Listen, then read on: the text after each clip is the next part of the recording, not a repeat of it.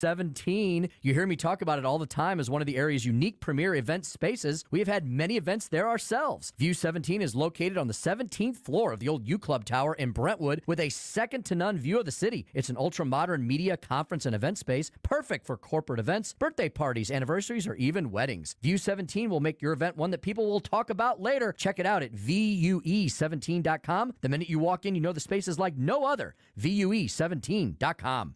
Tony Colombo here, reminding you to visit my friends at Bluff City Outdoors in Alton before your next trip into the great outdoors. For decades, Bluff City Outdoors has covered all the needs for area fishermen, and they'll always have all the best bait, tackle, and gear for your next trip on the water. And now they cover all your bow hunting needs, including their state-of-the-art indoor archery range and techno hunt system, open every day for you to come shoot, or you can join a league. Follow Bluff City Outdoors on Facebook and learn more at bluffcityoutdoors.com. So many ways to listen to News Talk STL. Come join the conversation. Enable our Alexa skill. Hey, Alexa, play News Talk STL. Welcome to News Talk STL, conservative talk radio for St. Louis. Always streaming at newstalkstl.com or on your radio at 1019, 94.1, and 99.1 HD3. News Talk STL. News, analysis, and opinion. Welcome home. Race. We can have a base on the moon and a base on Mars. Plus, don't miss the exclusive presentation of Apollo 13. Houston, we have a problem. The countdown starts now. The Race to Space. Streaming now only on FoxNation.com.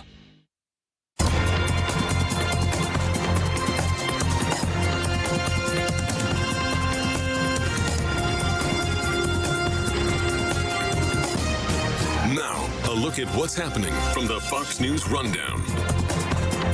Good morning. It's Thursday, April 13th. This is the Fox News Rundown. President Biden continues his three-day trip to Ireland today. He's expected to deliver remarks to the Irish House of Parliament. Former President Donald Trump is in New York for a deposition in State Attorney General Letitia James's $250 million civil lawsuit against the Trump Organization. More rain expected in flood-weary Florida today. It became a problem Wednesday in Fort Lauderdale, where nearly a foot fell in just a matter of hours, causing widespread flooding and forcing the closure of the Fort Lauderdale-Hollywood International Airport. And record-breaking warmth is enveloping more than half the country this week. More than 200 million Americans will see unseasonable daytime highs in the 70s and 80s, all due to a warm weather pattern. I'm Sue Guzman on the Fox News Rundown. This is the Fox News Rundown.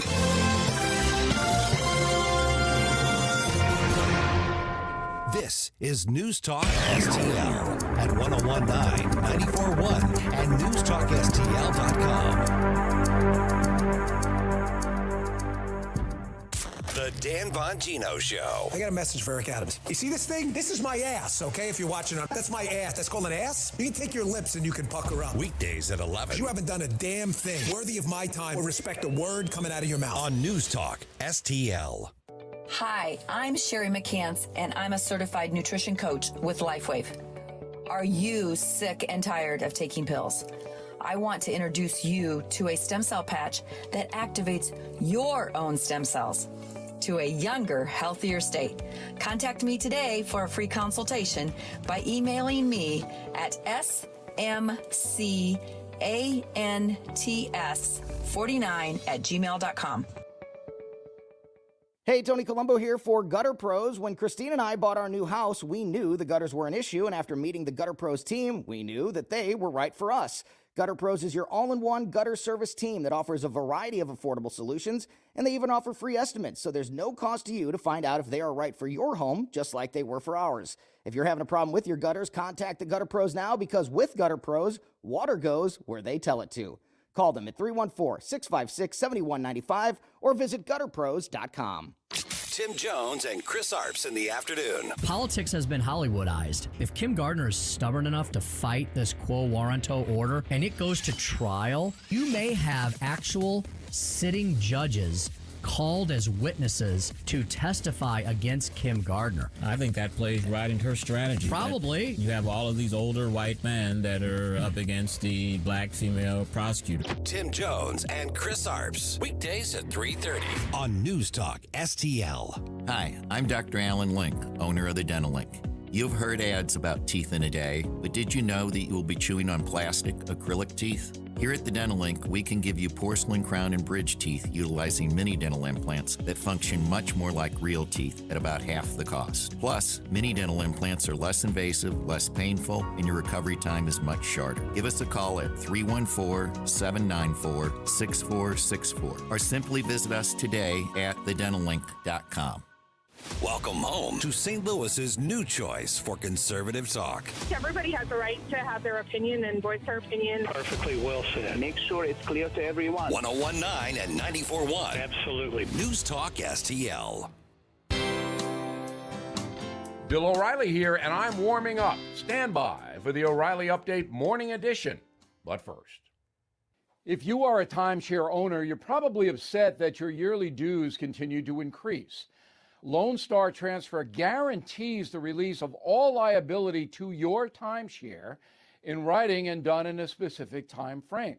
They're the only company you can trust, having helped more than 18,000 owners legally and permanently get out. So please call Lone Star Transfer 855-551-7066 or visit lonestartransfer.com. On this Thursday, every poll says the same thing. Most likely voters are fed up with the poor job President Biden is doing. The surveys also indicate Donald Trump has a negative image as well due to personal style. Neither situation is likely to change before the primaries begin in early 2024. Mr. Biden is incompetent, and Mr. Trump is polarizing in the extreme. So both political parties have a massive problem. There's no one visible enough to replace Biden, and few Democrats would challenge him anyway for fear of angering the left wing, which has Biden in its pocket. On the right, Trump remains a front-runner over Governor DeSantis, and the MAGA voters are incredibly loyal. However, there are not enough of them to propel Donald Trump back into the White House, assuming he wins the primaries. Taking emotional politics out of the picture, the smart play would be for the Democrats to have Joe Biden hang it up and usher in an open primary process where a number of candidates could be evaluated. The intelligent play for Trump and DeSantis would be to agree to run together, the governor taking the vice presidential slot by agreement with Trump. However, both of those situations would require egos to be put aside. Place your bets now. Back after this. Hey, DirecTV viewers, Bill O'Reilly here, inviting you to watch the No Spin News on the First TV every night, 8 p.m. Eastern. The 2024 election coming up fast. Pundits parade from channel to channel, pushing nothing but speculation and their own partisan agenda. All that stops now with me, Bill O'Reilly, on the First TV. So please join me every night, 8 p.m. for the No Spin News on the First TV, DirecTV channel 347. Stand up for your country. That is the Morning O'Reilly Update. More analysis later on. From the Michaels Flooring Outlet Weather Center. Mainly clear skies this morning and pleasant temperatures in the 50s to near 60 degrees for your morning drive. Partly cloudy day with a high in the low 80s, 82 degrees. That would match yesterday's high. Overnight lows tonight in the mid-50s and a high tomorrow in the upper 70s with an increase in cloud cover. Looks like showers and thunderstorms on Saturday, and some of those could be strong, turning cooler on Sunday. I'm KMOV First Alert meteorologist Kent Earhart. So many ways to listen to News Talk STL. Enable our Alexa skill. Hello. Hey, Alexa. Yes, I'm listening. Play News Talk STL. Welcome to News Talk STL, conservative talk radio for St. Louis. Like and subscribe to us on Rumble. News Talk STL. Having your first cup of coffee? Mike's on his third. This is Mike Ferguson in the morning on News Talk STL. Sometimes, I'm just saying sometimes, we get so caught up in the hot button national issues that we overlook the important questions right here in our backyard, right here in St. Louis.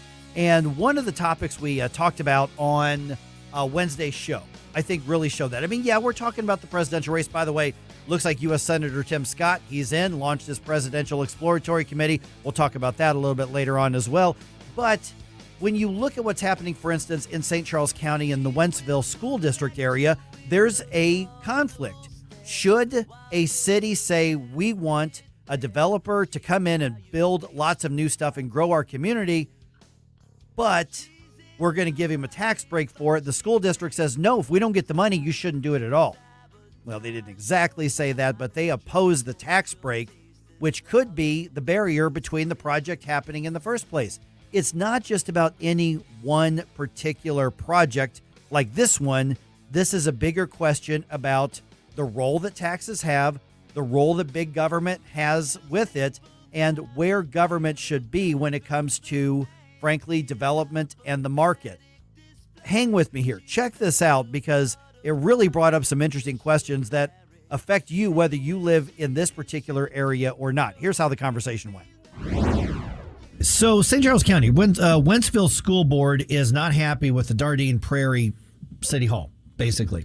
So here's what's at issue out there. Now, I know you're saying, and I don't live in that area, I don't care. But this is what happens all the time, and this is what happens in every county, in every city, everywhere. And the question comes down to, how much business should you do with developers to grow your community? Right. Or to bring in, that revenue or that population to do other stuff? Or is everything about the local school district? Right. And that's where these conflicts come in. Whose side are you on this once I tell you what's going on? 314-912-1019. Okay, so there's a development that's just off Bryan Road there in the Dardenne Prairie area. It's called the Prairie Encore Development. Yeah, we're talking about, it looks like a mixed-use development, restaurants, some retail, gas station, and an apartment complex of about 190 units. So pretty decent sized apartment. Yeah, that's a big deal there. Sounds like not massive, but still, the 190 is a pretty big one. Mm-hmm. So 190 unit apartment. Yeah, you're probably growing your community by 300 people, something like that. Thereabouts, yeah. Right. So the project is funded with $68 million in bonds, along with the developer's money. But part of the deal is a tax incentive to where they won't have to pay property taxes for 12 years. Now, this is not that unusual. Yeah, I mean, you see these. Is this what we would call a tax subsidy? Yeah, well, we would call this a tax abatement. A tax abatement, okay. Right. So 12 years to sweeten the deal. We're going to not charge you property taxes. Well, what does that tell you off the bat? What that tells you is that the cost of property taxes is, to some degree, prohibitive. Mm-hmm. The developer wants to get the best deal possible and build all of this stuff with the least amount of cost possible and still have it be profitable. Particularly upfront, but yes. Right. Now, here's where things get interesting. This has been a really hot, contentious topic in this little town. And the alderman who supported this got whooped by the alderman who opposes it. Right. But the alderman-elect who opposes it isn't getting sworn in until next week, meaning that this is the defeated alderman's last vote on this, and it appears that it's going to pass. Well, the Wentzville School District is ticked. Yeah, obviously. Right. Because they say, wait a minute, that's $9-point-something million that we're not going to get. And the city hall and the mayor and the board of aldermen are saying, it's all vacant land right now. You're not getting anything now. Right. But you're going to get property taxes on cars and trucks and things like that, and retail. Extra sales taxes of, right. How many new residents did we say? Yeah, their consumption is going to provide some sort of tax base. Exactly. Yeah. And the businesses that are going to be there, and they're going to build some, and basically they're going to improve some walkways and roadways and things like that. So it's going to pay for some of the development, but you're talking about likely millions of dollars in property taxes that this developer is going to be paying on this. And the school district's like, but we want our money. If you don't give us our money, we don't want it. So you've got that school district versus other government role because they have conflicting incentives, right? And so they are opposing this. They're mad about it. Now, you and I, Gabe, have the same viewpoint of property taxes to start with. Yes, they shouldn't exist. Immoral. They're immoral. Yes. It is probably the most immoral way to tax people of the other immoral ways to tax people. Yes, I bought this. It belongs to me. Why should I rent it from you, the government? Right. And so the school district, though, when they look at this, they're probably saying, because I've been elected at different positions before, what they're saying is, so you're going to add who knows how many kids are going to be as part of this school district, right? But no property taxes going in, to fund the additional kids. That's fair. It is a fair. I mean, they got to do their own calculations, right? Right. It's like how much more student resources are going to be needed to cover this, and where is that money coming from? Because I think the way they're set up, they draw their funding directly from the property taxes, right? That's a major source of funding. But like, for instance, when I was on a board of aldermen, and if I were in this and I'm reading over the basics of the situation, the school district would be very mad at us, but I would vote for it. Now, I still, don't like the idea of subsidizing private development. It's your project. You build it. I mean, you pay for it. Right. Then somebody comes in and says, I'm willing to spend $68 million, but the minute I break ground and suddenly this land is worth a lot more, I'm paying property taxes on the value of the land that I improved. And that could be millions of dollars. And after 12 years, the tax abatement goes away and they just pay taxes like everybody else on there. But it's an incentive to get them to build it. Now, if you're the developer, you try to get the best deal possible. Oh, sure. Obviously, you're going for zero taxes forever. Right. That would be your ideal. That would be the ideal. Well, I mean, for us as well. Absolutely. But that's a whole other story. But the school district doesn't think they should be a part of it, and they weren't. I mean, I'm sure they're notified of the deal, and they opposed it the whole time. You can't spring it on them, but they are not entitled to money that doesn't exist right now. Right, that's true. I mean, like you said earlier, the argument being that it's currently a vacant lot. You're not getting any money from the vacant lot. So, the fact that you're not going to get any money for the next 12 years would be the same if that developer never showed up and no one else took their place for over the next 12 years. It would be the exact same, except right now you're guaranteeing new income at year 13. Well, and you're getting a little bit now because people have their cars and trucks, right? Yeah. And the retail establishments, are still going to be paying, some taxes. There's going to be property within there that they have to declare, but it's nowhere near what the real estate. Obviously, it's not even close. Yeah. To that. So do you think the way the system is set up kind of contributes to this kind of conflict? So I mean, it would work better if they just got a line item in the general budget. Yeah, and I don't think that it's a good thing that you get to negotiate with taxpayer funds or potential funds. That shouldn't be the thing. I am absolutely 100% opposed to any public subsidy of a private development. That's just corporate welfare. Yeah. Now, some would argue this is corporate welfare. Sure. On this, but you get nothing if you don't make a deal. Right. But now you can get little something now and a windfall later. Right. So this is what government means when they talk about investments. Yeah. Now, that's assuming that the measure of success is new buildings and higher revenue. A lot of the homeowners in that area really don't like this at all because essentially you're going to have a lot more traffic and a lot more other stuff that goes on in there. So there's a lot of different reasons that people have opinions on it. Population growth is a goal for any city, isn't it? Not necessarily. Most cities? Not necessarily. No, okay. No, there are some that say, we're good. We like it. Keep the outsiders out. We've got a good level of services for the people we've got. But many, St. Charles County, and that generally speaking, they want to grow.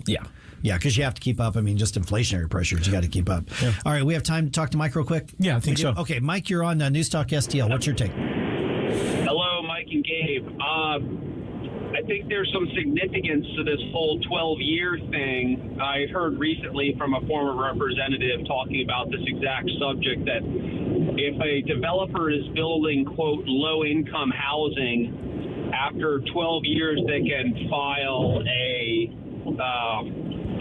what do they call it?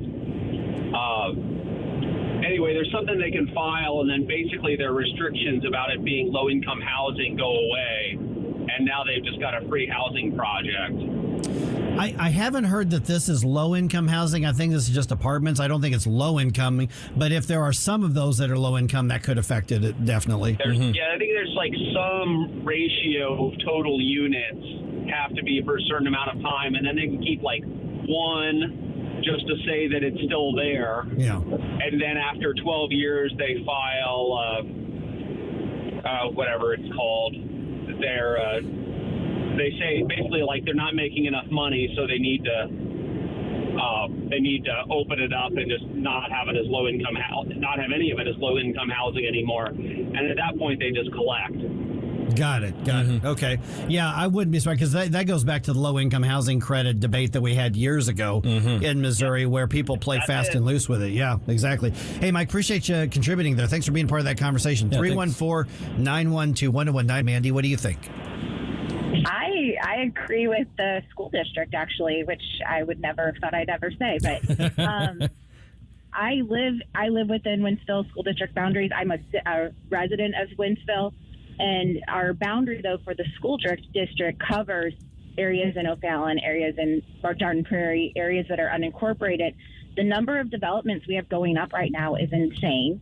And the schools are already at capacity. How are they going to support more students in these classrooms? Where are they going to get the teachers to, teach all these kids? It's just not possible right now that I can foresee. But, I mean, we can't even staff our school bus drivers at these schools. So I don't even understand how we're supposed to support this then also without the funding of those property taxes. That's the part that's insane to me as well. I was also earlier mentioning, I've talked with a lot of my friends. The roads that we have in Winsville right now can barely support the traffic loads that we have. I mean, I just don't understand the growth that everybody's approving in these councils that aren't part of Winsville just don't seem to be thinking through the proper planning for supporting all these developments. It's insane. Yeah, interesting stuff. Hey, Mandy, thanks so much for being on the show. No problem. Appreciate that. Thanks, guys. Yeah, now, the argument from City Hall then is, well, you're getting nothing now. It's about $3,500 basically for vacant property right now. And at the very least, you're going to get all these cars now. So you're getting tens of thousands of dollars. But it's nowhere near, the millions that you would get over that amount of time. Right. So it's not even close. But then again, if you say, okay, but the tax bill is going to be $9 whatever million, the developer's like, that puts it over the top. I'm not doing it. Right. Yeah. Well, but the school's argument would be, well, yes, maybe I'm getting this money later, but I'm getting the costs right now because I'm going to have to deal with the kids that move into this place. So, let's say one or two kids per, a mix of one or two kids per one of those apartments is 300 new students. And well, do I subsidize these 300 new students with the pittance that I'm pulling off of the cars, the couple of cars that are coming off of these apartment buildings, or the $9 million I'm supposed to have in that period? It's like I'm not sure I can support that. They would say, right, and they're probably right. And the roads and stuff, that is that tax, but that is for the city and the county and all that, and the state taxes. So the roads in that area are, as I understand the plan, that is being kind of funded as they go, but the school district's kind of cut out of it. Now, we know my thoughts on, property taxes for school districts. I don't like it in the first place, but I mean, so basically it's the school district saying, if we don't get this, you don't get that. And I don't think there's a lawsuit involved because the school districts really don't have much of a say when it comes to whether or not an abatement like this is going to happen. They can set their own levy for the school districts and charge your taxes, but it's kind of weird. They actually generally, I'm sure they're consulted, they're notified. Well, they are. I know they have to be, but they actually don't have the decision as to whether or not abatement's going to happen. That's the city or county government. If you left a typical public school district to their own devices, they would just go in at the end of the month and say, how much money you got left over? That's mine. That's truly the mindset that most public schools, in my observation, actually have, is that we deserve it. I think they honestly think they they should get paid first and that there's no limit to what they should be able to get. I was going to say, they really do think that. I was going to say, I think you're being generous that they would go in at the end of the month. Yeah. Like they would go in at the beginning and say, how much do you expect to make? I'm going to take off the top. Typically, in a lot of areas, the city hall and the school districts tend to be in cahoots, and they're like, okay, let's figure out how to generate enough, as much tax revenue as we possibly can, and they look at higher tax revenues as the evidence of success. Right. Instead of how much are we going to save money for people? But the school district, if they look at and say we could have, 200 extra students from this development, but we're not getting the $9-some million over the course of that time, we're getting tens of thousands of dollars a year in that time, then they're going to throw a fit, which is what's always going to happen. We've got that morning news roundup coming your way in just about 3 minutes and 56 seconds right here on 101.9 and 94.1 News Talk STL. Watch us on our live stream using Rumble, Facebook, and Twitter. Get up, St. Louis. It's Mike Ferguson in the morning.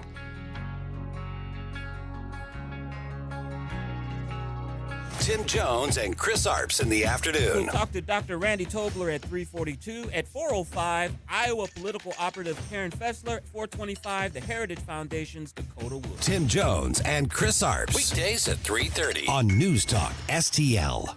The Herzog Foundation is the vision of its founder, Stanley Herzog, and it exists to promote and accelerate the development of quality Christ-centered K-12 education. Hi, this is Daryl Jones, president of the Herzog Foundation. Our primary goal is to advance Christian education so that families and culture flourish. The legacy of Stan's business career centers around making national transit ecosystems accessible and sustainable. Likewise, the legacy of Stan's philanthropy centers around making the ecosystems of Christian education more accessible and sustainable for families across the nation. Visit HerzogFoundation.com to learn more about our programs, including trainings, scholarships, conferences, news, and our podcast, Making the Leap. Visit HerzogFoundation.com to learn more and sign up for The Lion, an initiative of the Herzog Foundation that carries articles covering a wide range of issues facing American families and culture. HerzogFoundation.com. Is your retirement income at risk if you or your spouse needs nursing home or in-home care? Hi, I'm Eric Robert, Director of Investments with the ClearPath Wealth Management Group at Stifel and host of On the Money, Saturday mornings at 9 on News Talk STL 1019. The cost of long-term care is one of the biggest risks in retirement planning. For many retirees, a single nursing home stay can cause a significant reduction in assets that can permanently reduce your retirement income. Fortunately, there are affordable and flexible options available today that can help you manage the cost of long-term care. Our team can help you address the risks relevant to your retirement, including long-term care. To schedule your free retirement plan consultation, go to clearpathinvesting.com. That's clearpathinvesting.com or call us at 636-695-2650. That's clearpathinvesting.com or 636-695-2650. Stifel Nicholas and Company Incorporated, member SIPC and NYSE. This news update brought to you by Anton's Plumbing and HVAC. Call Anton's at 314-338-3941 or visit them at antonshvac.com. Hey, it's Joe Pags. Catch me tonight at 7 o'clock. But right now, back to more of Mike Ferguson in the morning on News Talk STL.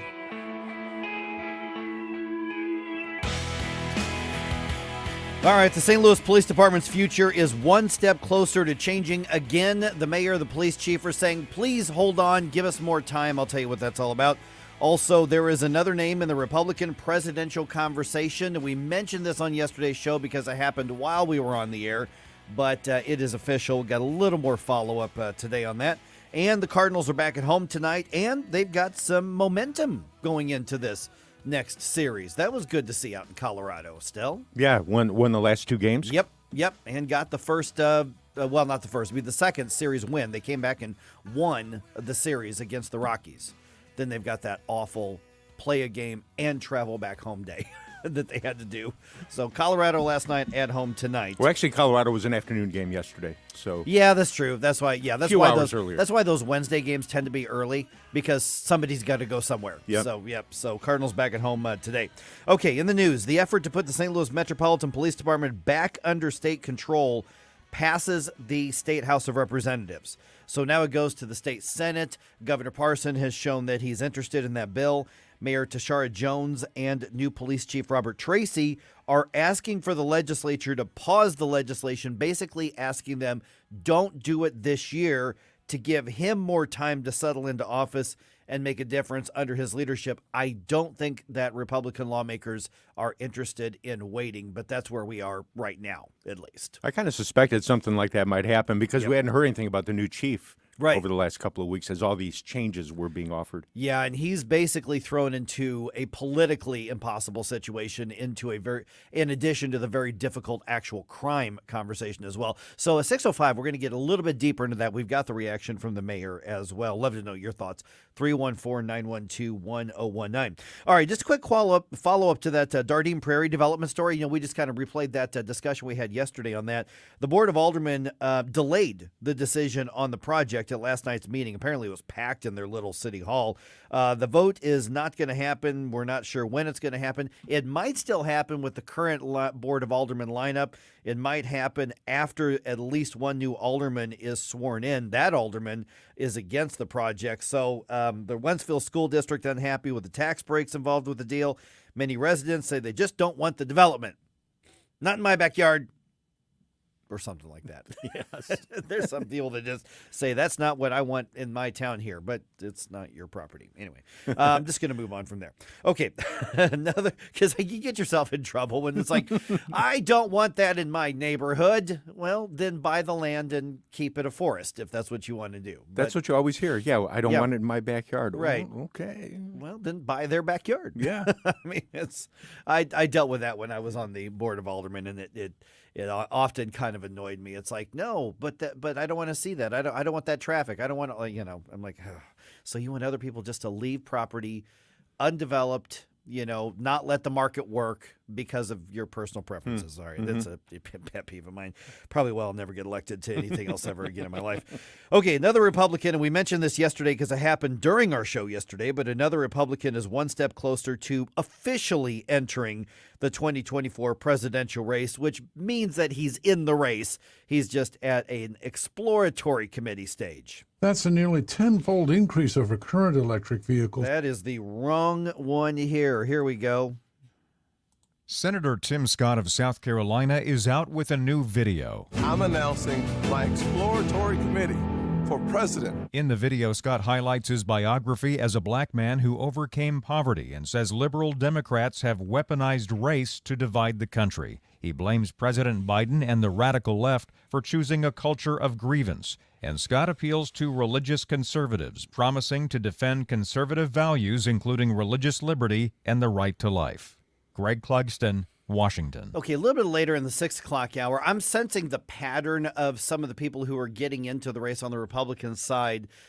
We see kind of the difference they want to draw between them and between Donald Trump, and it is a pattern at this point. We'll see whether they've locked on to something that's legitimate when it comes to voters' minds, or whether or not this is, I don't know, just the standard thing on a campaign. But I'm finding something interesting just from the messaging and communication standpoint on that. Okay, like I said, the Cardinals come back to Busch Stadium. They win their last 2 games and get a series win over the Rockies. That's the momentum I was mentioning just a little bit ago. Final score in Colorado yesterday was 7-4. And yes, Jordan Walker got another hit. The kid's still hot. Unbelievable. This extends his career opening hit streak to 12 games, which ties the longest of any player at his age in Major League Baseball history. We're talking 20 years old or younger. This is a 111-year record for somebody of that age group. He's still pursuing, obviously, the overall record on that. But the Redbirds back home tonight to host the Pirates. First pitch, 6:45. In other sports, the Blues lost their last home game of the season last night. Final score, Dallas 5, St. Louis 2.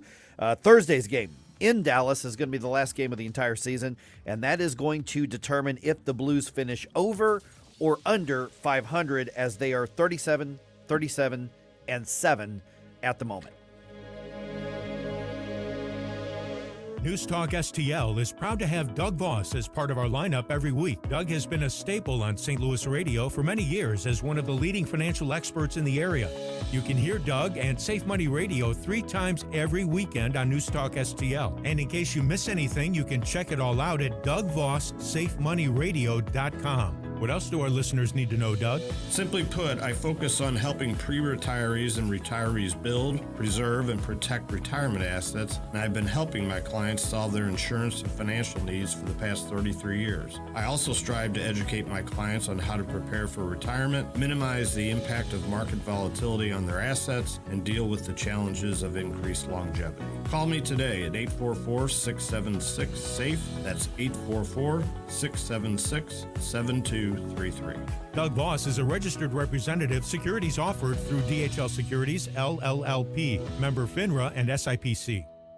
Hey, Pocket Watchers. By now, I know you heard that the IRS is hiring 87,000 more agents. What does that mean? More collections, more audits. If you have a tax problem, unfiled tax returns, a large tax bill that you can't handle, give my office a call, 314-776-9076. I have years of experience of representing clients before the IRS to resolve tax problems. So stop hiding. Sticking your head in the sand is not going to make this go away. Give my office a call, 314-776-9076. Thornton Advisor Group is here to help you. Set up your free consultation to get an understanding of what's going on with your IRS case. Stop ignoring those letters. Give my office a call, 314-776-9076, or visit us online at thorntonadvisor.com. KLGY HD3 Clayton, K270BW Bellefonte, KNVS Bowling Green. This is News Talk STL at 1019, 94.1, and always streaming at newstalkstl.com.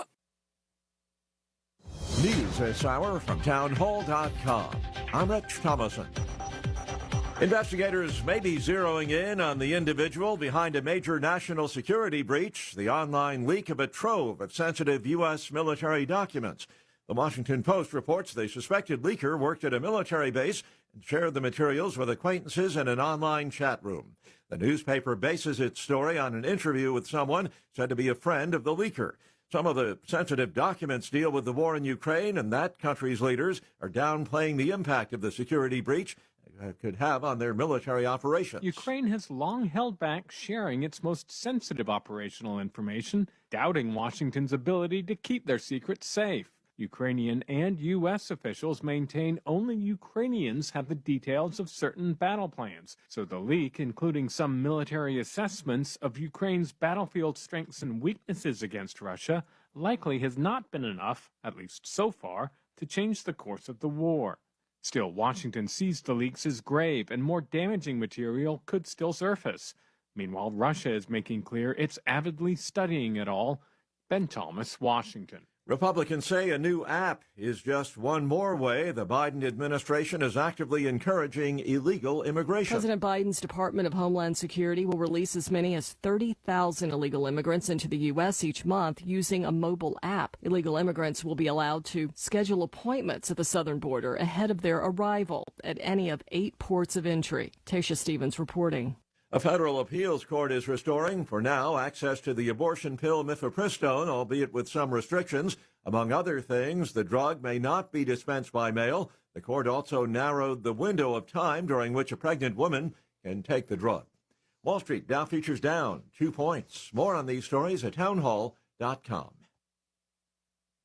The following is not an actor, but a real-life story from Trinity Debt Management. I'm Corey, and this is my story. I was going through some financial troubles paying off my credit cards. I was paying high interest rates, and it just wasn't getting any better. And I knew I had to do something. So my mom told me about Trinity, and so I decided to call. Trinity was able to do something that I couldn't. I'm paying off my debt, I'm saving thousands, and things are really looking up. I promise you guys, you will not regret it when you call Trinity, because it was such a relief and less stress in my life, and it was the best thing I could have done for myself, because once I called Trinity, they took care of me, and I felt such a relief, a weight off my shoulders. Trinity was great to work with. They wanted to help me. I love it. If you're in debt and you need help, call Trinity at 1-800-990-6976. I'm Corey, and I'm debt-free for keeps. 1-800-990-6976. From the Michael's Flooring Outlet Weather Center. Mainly clear skies this morning and pleasant temperatures in the 50s to near 60 degrees for your morning drive. Partly cloudy day with a high in the low 80s, 82 degrees. That would match yesterday's high. Overnight lows tonight in the mid-50s and a high tomorrow in the upper 70s with an increase in cloud cover. Looks like showers and thunderstorms on Saturday, and some of those could be strong, turning cooler on Sunday. I'm KMOV First Alert meteorologist Kent Earhart. This hour of News Talk STL is brought to you by Rodney and Jen Wallner and the entire Wallner home selling team at Berkshire Hathaway. Call them today at 314-810-SOLD. 314-810-SOLD. Now, the Free Market Minute, brought to you by the Hammond Institute for Free Enterprise at Lindenwood University. I'm here with Dr. Howard Wall. And, Howard, when it comes to international trade, that's taken a lot of political hits lately, but you economist types just still really like international trade. Well, most importantly, trade makes everyday Americans better off by giving them access to the best and lowest priced goods in the world. This allows us to focus on goods we're most competitive at making, and that raises productivity and wages for most everybody. And half of imports are used to make other goods, so trade actually helps our own manufacturers. Look, trade's been one of the main reasons the U.S. has become as rich as it is. I don't think we should replace free trade with centrally planned trade run by Washington. The John W. Hammond Institute for Free Enterprise at Lindenwood University fosters and examines market-oriented approaches to economic and social issues. To learn more, visit hammondinstitute.org. St. Louis's new choice for conservative talk. Thank you for the opportunity to let me vent here. Live and local. Way to be, guys. 1019 all the way. This is News Talk STL. I am home. Mike Ferguson. I'm the world's heavyweight wrestling champion. Gabe Pfeiffer. I'm Batman. Get up! Get up! Can't you hear the alarm? Get up! Get up! I want to be clear. I'm not going nuts. No. Mike Ferguson in the morning on News Talk STL. Hey, guys. Yeah? Joe Biden really wants you to drive an electric car. Oh, does he? He really, really wants you to drive an electric car. Trying to force everybody into driving electric cars. I'm going to explain that here in just a couple minutes. 6:05 right now. I'm Mike Ferguson. Gabe Pfeiffer here, of course, as always. Stel Ponticus here, of course, as always. By the way, we've got some pretty cool station events coming up. Be the first to know. The way to do that is to subscribe to our News Talk STL newsletter at newstalkstl.com. You can find that, get it once a week in your email. And, of course, keep an eye on all of the News Talk STL social media. A couple finalizing details are still in the works, but they are coming, and it's going to be a lot of fun, including our next birthday party, because, man, did we have a blast at that. I don't know if you normally have a birthday party for every year as a radio station, but we had so much fun at that, and so many people turned out. I kind of hope that we end up having a birthday party every year. Oh, gosh, yeah. I love those things, man. Oh. That was so much fun. Oh, man. All right. Okay, so let's start here in St. Louis, though. The push to put the St. Louis City Police Department back under state control now gave it halfway to the governor's desk here. So what's happening is the House approved the plan Wednesday, so now it goes to the state Senate. And after it passed the House, our news partners KMOV reached out to the mayor's office to get her response. She tells News 4, quote, a state takeover of SLMPD would do nothing to make St. Louis safer. Kansas City, the only place in the country with police still under state control, just experienced its most violent 3 years in history.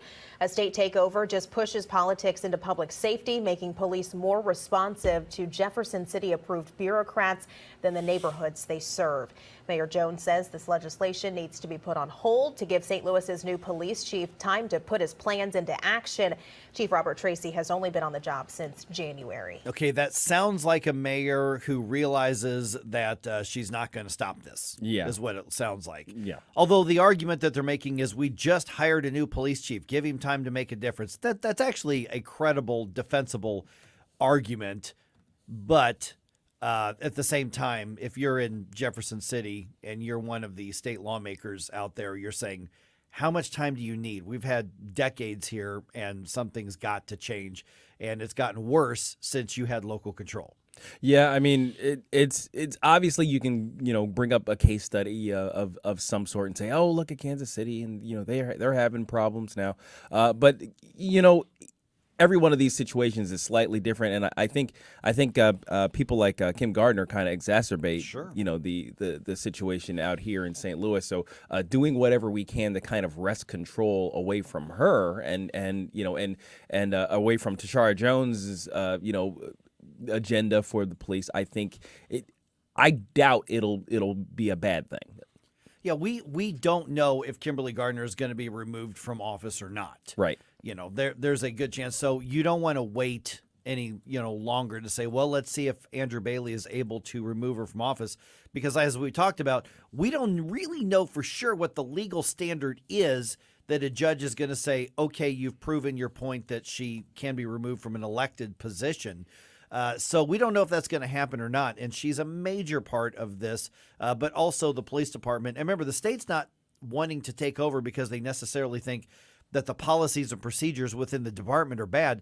They want to take it over in large part because it's being underfunded, it's being defunded, and it's not a priority for staffing and resources and equipment by the current city hall. And there's no real hope that that's going to change in the next several years. So that's a lot more the impetus than anything that's just Republican Democrat. Yeah, the suggestion that they're looking to have some sort of politicized day-to-day control of the office, basically to supplant the chief, I think is completely overblown. I think it's going way past the purview of what the state is trying to do here. Yeah, the chief would be answering to that board. Right. That is including the mayor and including others appointed by the governor. So he's still answering to a board. It's just a board that's not under City Hall. He's not going to have to worry as much about making the Board of Aldermen, angry.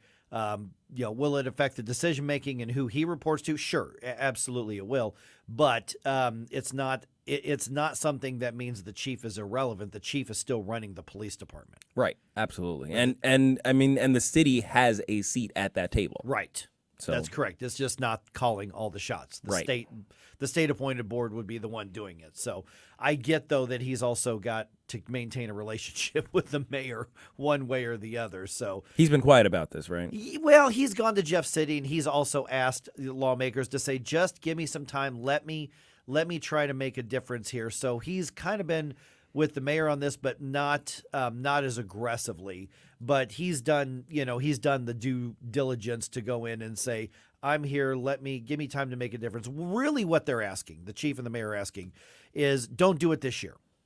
Now the mayor taking her swings, calling, the bureaucrats and, local control and really going after. That sounds like somebody who's resigned to the fact that she's losing control of the police department. Yes. She knows this is going to happen. But their argument is just give us another year, essentially, is what they're doing, is what's falling on deaf ears in Jeff City. And I think that's the way it should be received in Jeff City, to say, you've had your chance. You've run through police chiefs before. We're not going to continue to bet people's lives on whether or not you're going to do the right thing and give this chief the resources he needs to actually make a difference. All right, so halfway home, halfway to the governor's desk. We'll see where it goes from here, if the Senate is able to stay functioning enough to actually pass this among the other big bills. And then, of course, on Monday, we have a legislative update.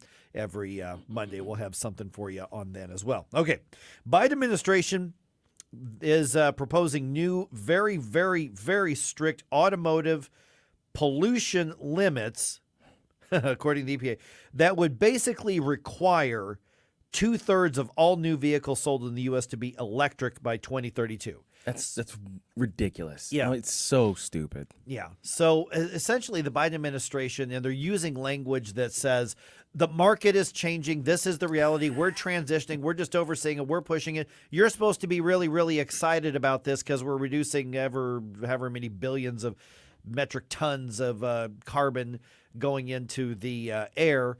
And the Biden administration is saying, well, this is actually going to end up saving you money because, it's electric and gas prices are going up. And I don't know how. Oh, my gosh. I don't know how an administration could possibly foul something up and then gaslight about it any more than this administration. The sheer audacity to make that claim. It's like, while I'm driving up the cost of gas by my actions, I'm going to also, and I'm going to lie to you to say I'm saving you money. Right. Because it actually doesn't work out that way.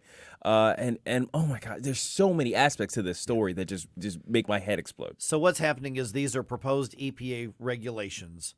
And if they are finalized, they are so strict that it would basically force gasoline-powered, a lot of gasoline-powered vehicles off the roads. And they're talking they want this in trucks and dump trucks and the stuff that needs diesel and regular fuel just for the strength is. But yeah, to your point, Gabe, it would be like, I grab one of you guys, Stell or Gabe, and I'm punching you in the face over and over and over and go in between punches, would you like to invest in a mask? I happen to have one for sale, or my buddy here has one for sale. Wait, hey, you sure you don't want to buy? Look at how I'm investing in you. I'm investing in America. This is how I'm investing in you. You sure you don't want to buy this mask? You know what, Gabe? You brought up the word different aspects to this situation. Oh yeah, so many. Let me give you a couple from a dealership family because that's what I'm married into. Yeah, that's right. Ford dealership family. Ford lost last year over $2 billion. Oh my God! I saw a Fortune magazine article a couple of weeks ago. They're projecting to lose over $3 billion this year. A lot of that is because of issues that they're having with getting electric cars onto the market. Mm-hmm. The other thing that I'm really concerned about is in 5 or 10 years, used cars. Gosh! How in the world are they going to handle cars that come in that folks are turning in maybe to buy in a new car, and you get an electric car that comes on the lot? You have no idea what the record is regarding repairs with an electric battery in there. And if something needs to be replaced, like an electric battery, that's $20,000-$25,000 that the customer's got to pay for unless these companies decide to turn around and work something out to help the used car lot dealers and the dealerships who are selling used cars try to finance that aspect. But these are problems that I don't think the government is even considering. Well, you remember the last time Biden was in the White House when the Obama administration did what was it called, cash for clunkers? Cash for clunkers. Something yep. like that. Mm-hmm. So what would happen is that when you brought in a car that was so old, they tried to provide an incentive to take that vehicle off the road. Right. I had a friend of mine who's a certified master mechanic. I mean, like the guy who's got all the certifications and all that kind of stuff. He said it was heartbreaking because somebody would bring in one of these old cars that could easily be taken care of in a classic, but by that law, they had to pour this solution into the gas tank to lock up the vehicle and render it dead forever. Oh my gosh! Because the idea was get the old cars off the road and try to make force people into buying the new, more energy efficient, fuel efficient cars with all of those standards that they were trying to push at the time. And what happened is poor people couldn't afford to buy used cars. Yeah, because you're forcing the limitation on the supply side of the supply and demand equation. Yeah. And so the Biden administration is saying, well, the market is moving. No, it's not. It's not moving. You are trying to kill the market to control what consumers have access to. That's what happens. So when you look at this particular aspect of the Biden administration, this is one of the reasons that even more so than the White House, that Congress needs to become an opposition party to the White House when you've got the left in there. Now, if you can get good conservatives in all three branches and take over, great, fantastic, free market people, because this kind of mandate as part of the left's climate religion, which is of course their climate change agenda is based on a false god anyway. It is a cult. It is an absolute cult. This is how it affects everybody's lives. Here's one other thing I thought of too. What happens for families whose kids become driving age? Yeah. And those are the times when you want to buy a nice used car. A cheap used car. Ooh, it's going to be tough for families to be able to swing this thing. That's where we are right now. My wife has an 18-year-old and a 16-year-old, and we've had to get them, cars at reasonable prices. And my daughter just bought her first car on her own, and all of those things won't be possible in the same way if this goes into effect. Okay, just ahead here, it is official. We announced this while the show was on, because it happened while the show was on yesterday. Senator Tim Scott entering the presidential race. I'm sensing a pattern here, guys, by some of the candidates. Let's talk about that. And if you're seeing what I'm seeing, we'll discuss that race right here on 101.9 and 94.1 News Talk STL right around 6:20. For podcast articles and more, find us on newstalkstl.com. Get up, St. Louis. It's Mike Ferguson in the morning. Before you blow us all away. Get up, can't you hear the alarm? Get up. Never paint again. This is Darren, owner of Rhino Shield. Want to eliminate painting your home, business, or church? Call the experts at Rhino Shield. Rhino Shield is a revolutionary ceramic wall coating to regular paint and vinyl. Perfect for aluminum, steel, unpainted brick, block, stucco, EIFS, drive-it, cement board, and wood sidings. Rhino Shield eliminates wasting time and money painting year after year. Our ceramic coating deflects 90% of the sun's UV rays and 100% of the moisture. Our clients want affordable protection with the elimination of maintenance. Rhino Shield protects your biggest investment while maintaining your architectural features and gives you the curb appeal you deserve. Make your home great again by working with the Rhino Shield experts. A+ rated with the BBB. Call 877-25-RHINO, 877-25-RHINO, or 877-25rhino.com. See what we did there? Genius. Tell them, ladies. Go Rhino Shield. Never paint your house again. Rhino Shield. The Vic Porcelli Show. Doug Blair from Salem Media. So you were trying to tell a story, and Ken stole your thunder? Ken, Thunder Stealer. Oh, be damned. Do you guys have like a sound thing for everything? It sounds like you guys are just pretty much. You got a problem with that? No, it's very impressive. I wish we had that stuff in our studio. Vic Porcelli, weekday mornings at 9 on News Talk STL. Stories of New Americans. Hi, this is Ron Clutho. Join me this weekend for Stories of New Americans, where you'll hear fascinating and inspirational personal stories of people from all over the globe who now call St. Louis home. We'll take a look at the U.S. through newcomers' eyes and get insight into world history and culture, and maybe just learn a little bit more about ourselves. Stories of New Americans with Ron Clutho. Saturday nights at 10 on News Talk STL. Now, the Onder Prescription with Dr. Bob Onder. I'm Dr. Bob Onder. I've recently done radio interviews where I was asked to assess the performance of the Missouri legislature this year. It should be outstanding with Missouri's Republican supermajorities. While states around the country have protected kids from CRT and banned racist diversity, equity, and inclusion programs from state government, Missouri Senate leaders have vowed to gut the House efforts to do the same. While other states have protected kids from transgender grooming in schools and dangerous drugs and surgeries, the Missouri Senate passed a bill with enormous loopholes. And the Senate's Parents' Bill of Rights did little to protect kids or empower parents. And while the House passed a great tax cut bill, it's probably dead on arrival in the Senate. And the Senate has already passed Biden Care Medicaid expansion and SB 82, a gargantuan expansion of food stamps and TANF welfare checks. As a whole, I'd give the legislature a D, but there are still 5 weeks left to improve that grade. I'm Dr. Bob, and that's my prescription. Find more Dr. Bob Onder at bobondermo.com. This hour of Mike Ferguson in the Morning is brought to you by Stifel. Request a portfolio review from your Stifel financial advisor at stifel.com. That's STIFEL.com. Hey everybody, it's Paul Kurtman. Make sure you join me every Saturday from 12 to 1 here on News Talk STL for the Paul Kurtman Show. But right now, let's get back to Mike Ferguson in the Morning.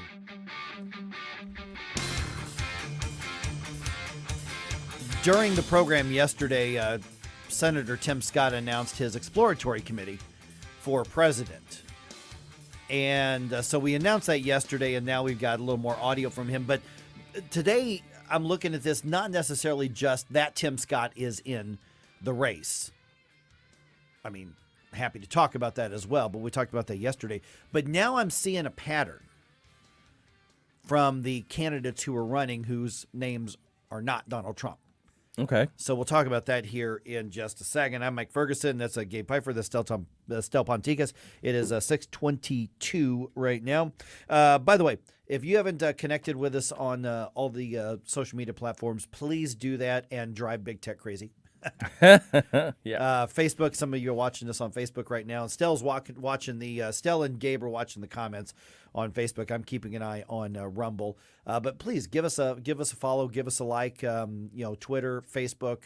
I think we've given up on Getter at this point. Is it fair to say we've given up on it? I've given up on Getter. Yeah. I had such high hopes for Getter.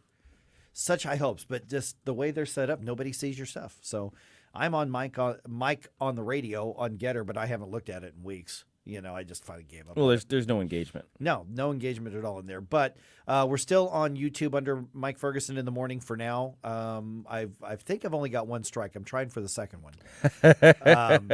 But Rumble's really where it's at. So check us out there.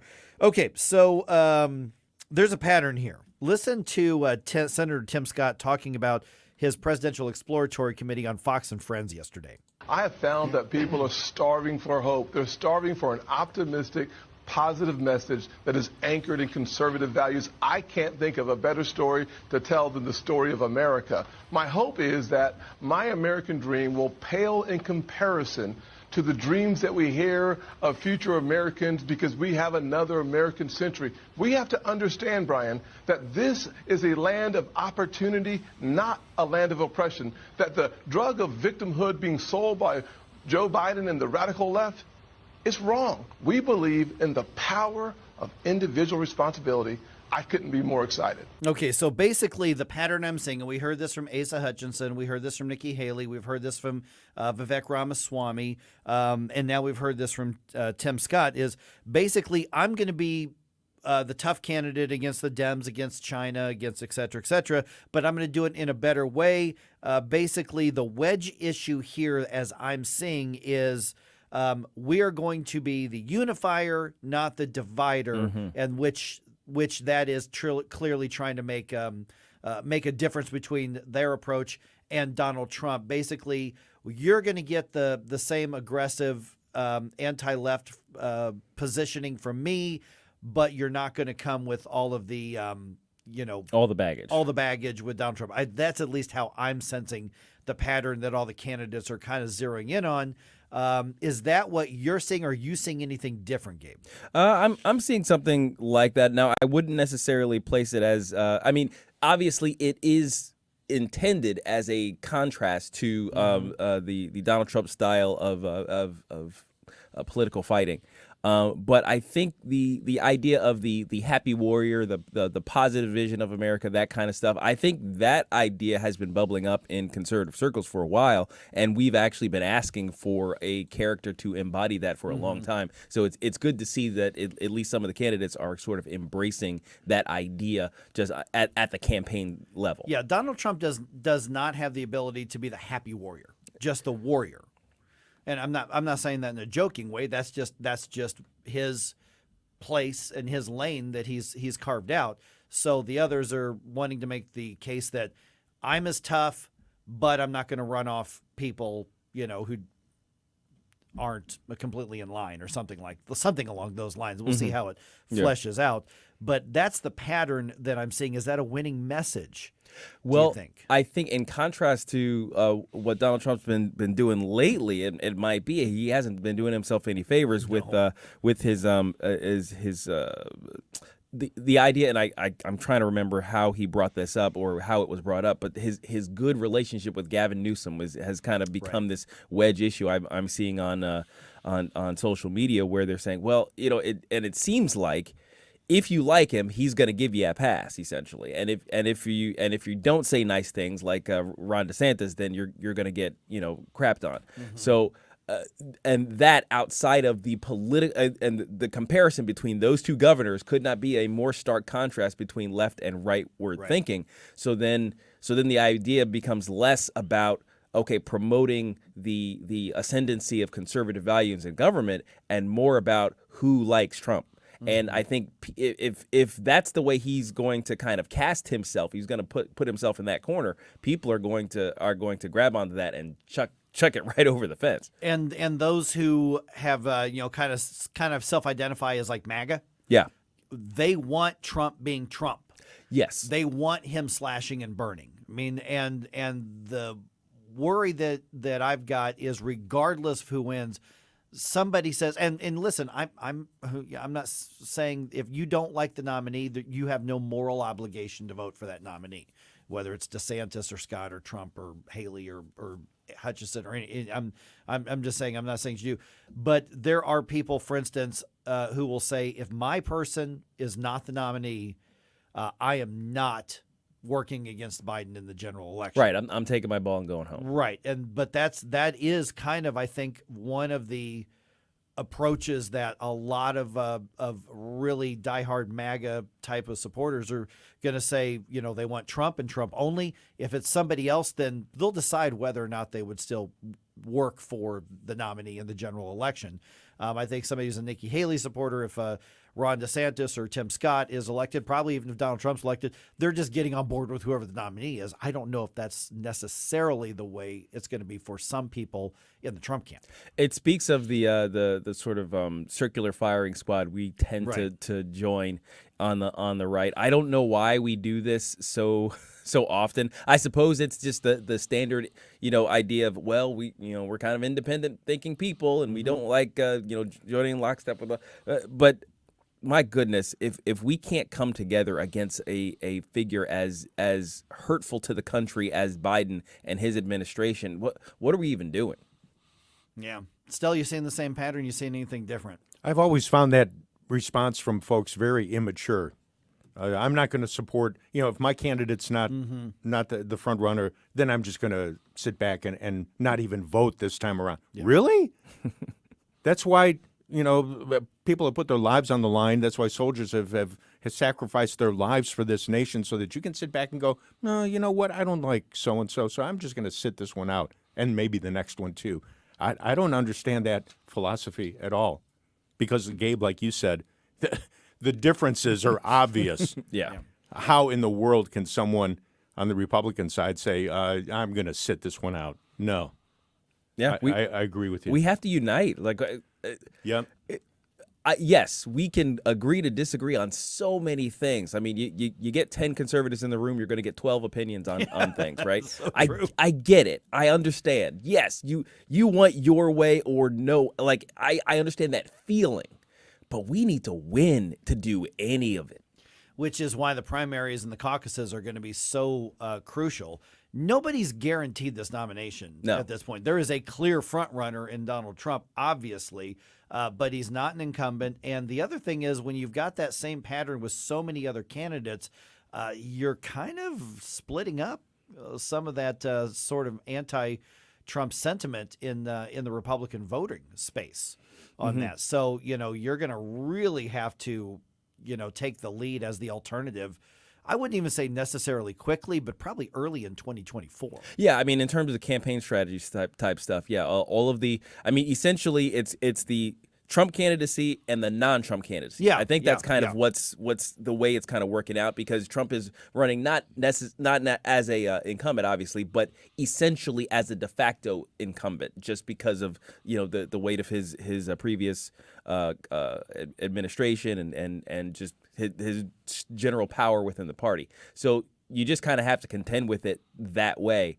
So if you are one of the non-Trump candidates, you have to stick out very soon and in a very big way. Right. All right, 314-912-1019. Another interesting aspect of artificial intelligence, a family gets an absolute nightmarish call. Talk about deep fake. I'll tell you what happened, because this is something that could affect everybody. How would you respond in the situation this mother was exposed to in this phone call? This is scary stuff. Artificial intelligence can be really good, but there's going to be a lot of bad. I'm telling you, this story is absolutely fascinating and frightening. I want to know what you would do. Let's talk about it just ahead on 1019 and 94.1 News Talk STL. We give you news, analysis, opinion, and more. Only on News Talk STL.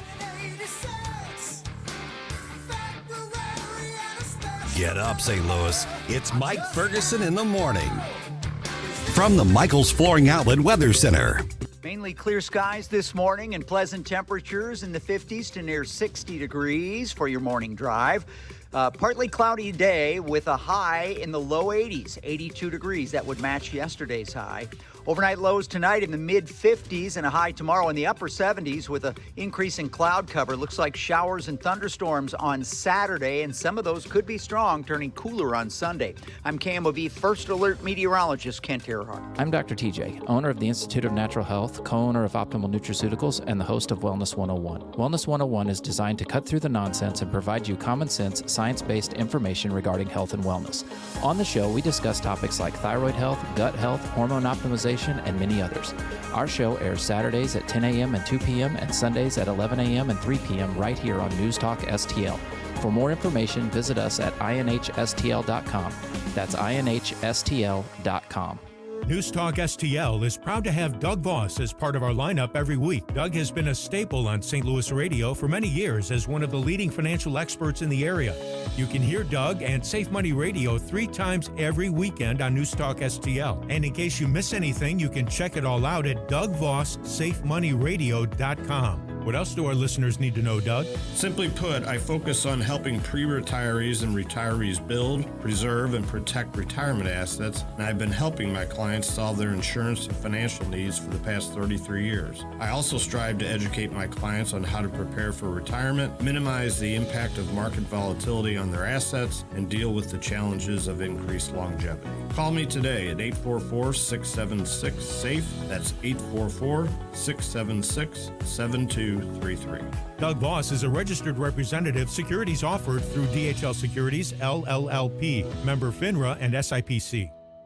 Columbo and Katie. President Biden had Hunter with him this week in Ireland. What a nice family vacation for the two of them. We'll talk about the trip and everything surrounding the president Thursday with White House correspondent Christian Daytalk at 2:25.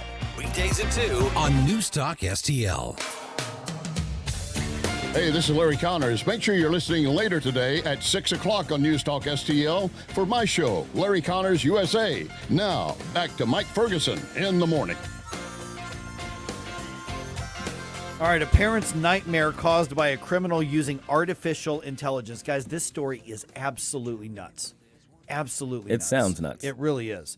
Also, a little bit later here, right around 6:50, so 15 minutes from right now, a leftist congressman wrote left-wing extremist things in college. Okay. Should he have to answer for that now? It's an interesting debate. Yeah. Because, people on all sides of the political spectrum tend to be put in the spotlight over, you said this back here, then. Right. How far back do we actually get to go? Second grade. Golly. So 6:50, I'll tell you who it is and what was said, and is it actually fair to demand answers and apologies from them today for what was written back in college? Yeah, interesting discussion. Okay, this is an absolutely, I think, horrific nightmare situation here. A woman named Jennifer DeStefano she was basically out and about with one of her kids and gets a phone call regarding her daughter being on a ski trip somewhere else. So scammers used an AI cloning program to basically, they took the daughter's voice and manipulated it and then called her. Now, here's how Jennifer DeStefano, how am I going to say this? I think it's DeStefano. DeStefano. Here's how Jennifer DeStefano recounts the phone call that she got. I pick up the phone and I hear my daughter's voice and it says, "Mom, I messed up," and she's sobbing and crying. And then I hear a man's voice say, "Put your head back, lie down." And this man gets on the phone and he's like, "I've got your daughter. This is how it's gonna go down. You call the police, you call anybody. I'm gonna pop her stomach so full of drugs, I'm gonna have my way with her and I'll drop her off in Mexico." In the background, she's going, "Help me, Mom." I never doubted for 1 second it was her. Okay, so she was at frightening. some event for another kid. And of course, and other people are calling the police at that moment. Somebody else is calling her husband at that moment. So while she's on the phone with this criminal who's threatening to do all this, and remember, she just heard her own daughter's voice. Yes. This is like 1,000 times worse than the ones you usually hear. Yeah. There's somebody calling a grandmother and saying, "Hey, your granddaughter is in jail and we need bail money." Yeah. Right, exactly. This is 10,000 times worse. Oh my gosh. Yeah, it really is. Well, in the meantime, they're calling the daughter's cell phone. She answers the phone in her hotel room, is basically saying, "What? What are you talking about? No, we're going out to eat." So it was completely fake. So she ended up hanging up, and there's really no way that they're going to find this criminal, most likely. But this is from that artificial intelligence deep fake. Now, keep in mind that this technology isn't just using sound, because they probably found some video of her on Facebook or TikTok or Instagram. Yep. Like we all do. We put these on there, and they just loaded enough of her statements and her voice that artificial intelligence was able to create basically whatever you wanted her to say. Yeah. My wife and I were actually talking about this months ago before this happened, and she said, with some of this video deep fake, now that they are able to essentially take your face or your body and create an unbelievably realistic looking video. Yes. And this can have implications that are, for instance, video used to be kind of an ironclad piece of evidence. Right. Yeah, that's true. Now you got to question that. And can you imagine, guys, I'm going to keep this as sanitized as I can, getting a link saying, "You know what your wife is doing. Oh, yeah. Look at this video I found." Well, it may be her face, maybe, but it's not her. Right now, there's already a problem where celebrities have discovered that they have a quote unquote sex tape out there that they never made. Yeah. It's just basically their face being superimposed on an actress. Completely seamless. Yes. And you talk about deep fake, it's absolutely deep fake. Yeah. Now, there are some elements that people could argue are good. For instance, and I don't know that I agree, but we talked about this a little bit in the last information segment, the next new blockbuster movie starring Humphrey Bogart. Right. In an all-new role, because somebody was able to take, the video from his previous films and all of his voice work, or, I don't know, would be another beloved actor who's passed away, John Candy. Belushi, Richard Pryor. You could do new music videos with Michael Jackson. Right. Or you could make an entire comedy movie starring Richard Pryor and John Candy, write it, star them both in it. Yep. A new album by Prince. Yep. You could do all of this with artificial intelligence. Is that a good thing? Yeah. So long as the estate agrees, right? I think that's from the legal perspective. But you could do it. You could see the new John Candy comedy movie, and he's been dead for how long? Decades at this point, right? So this is where the technology is. That's how good it is, and it's only going to get better. Obviously, if you're an actor. If you're an aspiring actor, that thing is frightening, because basically every previous star who had any sort of star power and could still pull people into the market is going to push you out. as a new up and comer. You're not going to get the same amount of room to make your mark as you might have, and it was already a slim possibility to begin with. So yeah, now from the entertainment consumer standpoint, I still probably wouldn't want to see that kind of thing. I mean, it's one thing if, okay, in the middle of the production, something happened, somebody had an accident, somebody passed away. So you know, and you want to finish out the trilogy, and you don't have like this last Star Wars trilogy. They couldn't do the last film with Carrie Fisher because she had passed away. Right. Now, if deepfake technology was good enough so that you could kind of work her minimally into the story, so you didn't just have to give up on that thread. Maybe, but bringing up a whole new movie, it's like, okay, this movie starring some dead actor from 30, 40 years ago. That seems first of all, it's creepy, right? And second, why would that make me want to go to the theater to see them? Right? Did you see the new comedy routine from Laurel and Hardy? Or comedy routine from Abbott and Costello? We got the original Three Stooges together once again for a brand new series. Or Richard Burton and Elizabeth Taylor. Right? It's like I got the classics. Boy, why would I want an unreasonable facsimile created by new people? Like, it's not their performance anyway. It would be your interpretation of what their performance would be. So even then, it's just like... See, but you think about these things deeper than most, I think a lot of people do. That's a good point.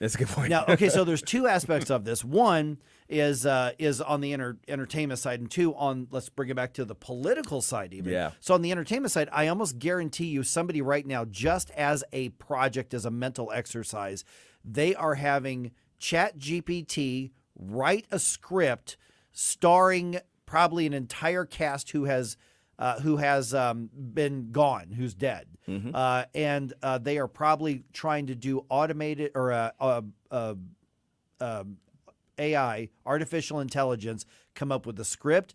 AI come up with the video. AI come up with the sound and the voice and track, and they are going to put together an entire AI generated movie at some point. I almost guarantee that's going to happen in the next 5 years. Oh, absolutely. Now, here's the other aspect of this. We talked about this mother getting a call with an AI generated her daughter's voice with a criminal trying to extort them. But let's also find out, hey, look at this uncovered video, brand new uncovered video of Tim Scott back when he was in college rallying at a Marxist rally saying death to America. Right. Well, that didn't happen. Yeah. I mean, but there could be very clear, evidence with video, and they can make it as grainy as they want to match the time. They can do that with any candidate, liberal, Democrat, whatever. You could break up marriages by saying, "Here, I got a video of your spouse with somebody else." You could fake an Oval Office announcement of war. Right. It's like that's the implications are massive of what could possibly now. Obviously, there are checks and balances where we wouldn't be shooting, but the public panic around it would be real. Right. Man, we're driving down a scary highway here. Right? Well, that's the idea, the unlimited potential of this. Now, I'm not one who says we should artificially put the brakes on an emerging technology, but there are so many good and so many bad outcomes that could potentially happen with this. We need to be aware of them right now. I mean, even for me, like, the movies out there that are I'm getting my kidnapped child back. Yeah. I hate those movies. Yeah. I don't watch They're them. a little rough for you. That is the worst case scenario for me. That just, being, a parent. Some people love the suspense. I would rather get my suspense in other plot lines. I don't like those. I mean, when this woman is saying she got a call and her daughter is screaming, I messed up, and a guy says, here's what I'm going to do. Help and me, it's Mom. her daughter's voice, and she recognizes that voice. Help me, Mom. Yeah, Oh my beyond a nightmare scenario right now. But this artificial intelligence, the video and the audio, this is now at a consumer grade level already. Yeah, and this is what I was talking about a long time ago, or not a long time ago, just a few weeks ago, really, where we were talking about legislation around AI. Should we pause AI? Should we start regulating AI? And I said the technology needs to continue to be developed, but we need guardrails. And this is what I was talking about. Yeah. Like we need guardrails. We need laws to say you can't do this. You know what I mean? There are certain limitations on your use of the technology, at the very least. Yeah, I mean, what this guy did is already, fraud and extortion Sure. and everything. Yeah, obviously. He's just got a new tool to do it, Sure. and a very effective tool, because I guarantee you there's a lot of people who are going to hear something like that. They're going to panic and do whatever it takes to protect their kid. And sure. So we've just opened up a floodgate of all sorts of con artist activity. We've also updated a, floodgate of letting, small businesses be able to present themselves in whole new ways, and there's a lot of great tools that are involved. Sure, yeah. I mean, they can come up with a completely AI-generated spokesperson that they wouldn't be able to afford Yep, that's otherwise. right. Yep. So many ethical problems. I have a feeling this is going to come up from time to time, and when there's a video that's put out, the default position of a politician who says, that's not them, that's got to be fake. Yeah. Fake. Oh It's my all fake. gosh. Yeah. But he's on video. It's fake. Fake. Didn't happen. Wow. Yeah. Where do we go from here? But he admitted it. Well, that's fake too. Oh, man, it is 6:47 right now. All right, just ahead here. How far back do we get to go to hold people's feet to the fire about something? So one of the leftist Congress members, something he wrote back in college is back in the headlines. Okay, I don't like this guy any more than you do, but is that actually fair? Maybe, maybe not. We'll talk about it right around 6:50 on 101.9 and 94.1 News Talk STL. Follow us on Rumble at News Talk STL. Get up, St. Louis. It's Mike Ferguson in the morning. Through all these cities and all these towns, it's in my blood and it's all around. I love you now. And then the media. 101.9 and 94.1. They lying about what's going on in America. They lying about it. News Talk STL. On Sunday, April 16th, the Cardinals host the Pirates, and that day, 25,000 fans aged 16 and older will take home a mystery nickname jersey, courtesy of Maryville University. Throughout the seasons, players with unique nicknames have left their mark, like me, the Mad Hungarian. And the Cardinals will honor some of these players with this fun mystery jersey giveaway. That's Sunday, April 16th. Get your tickets at cardinals.com. This is Paul Goldschmidt. See you at the ballpark.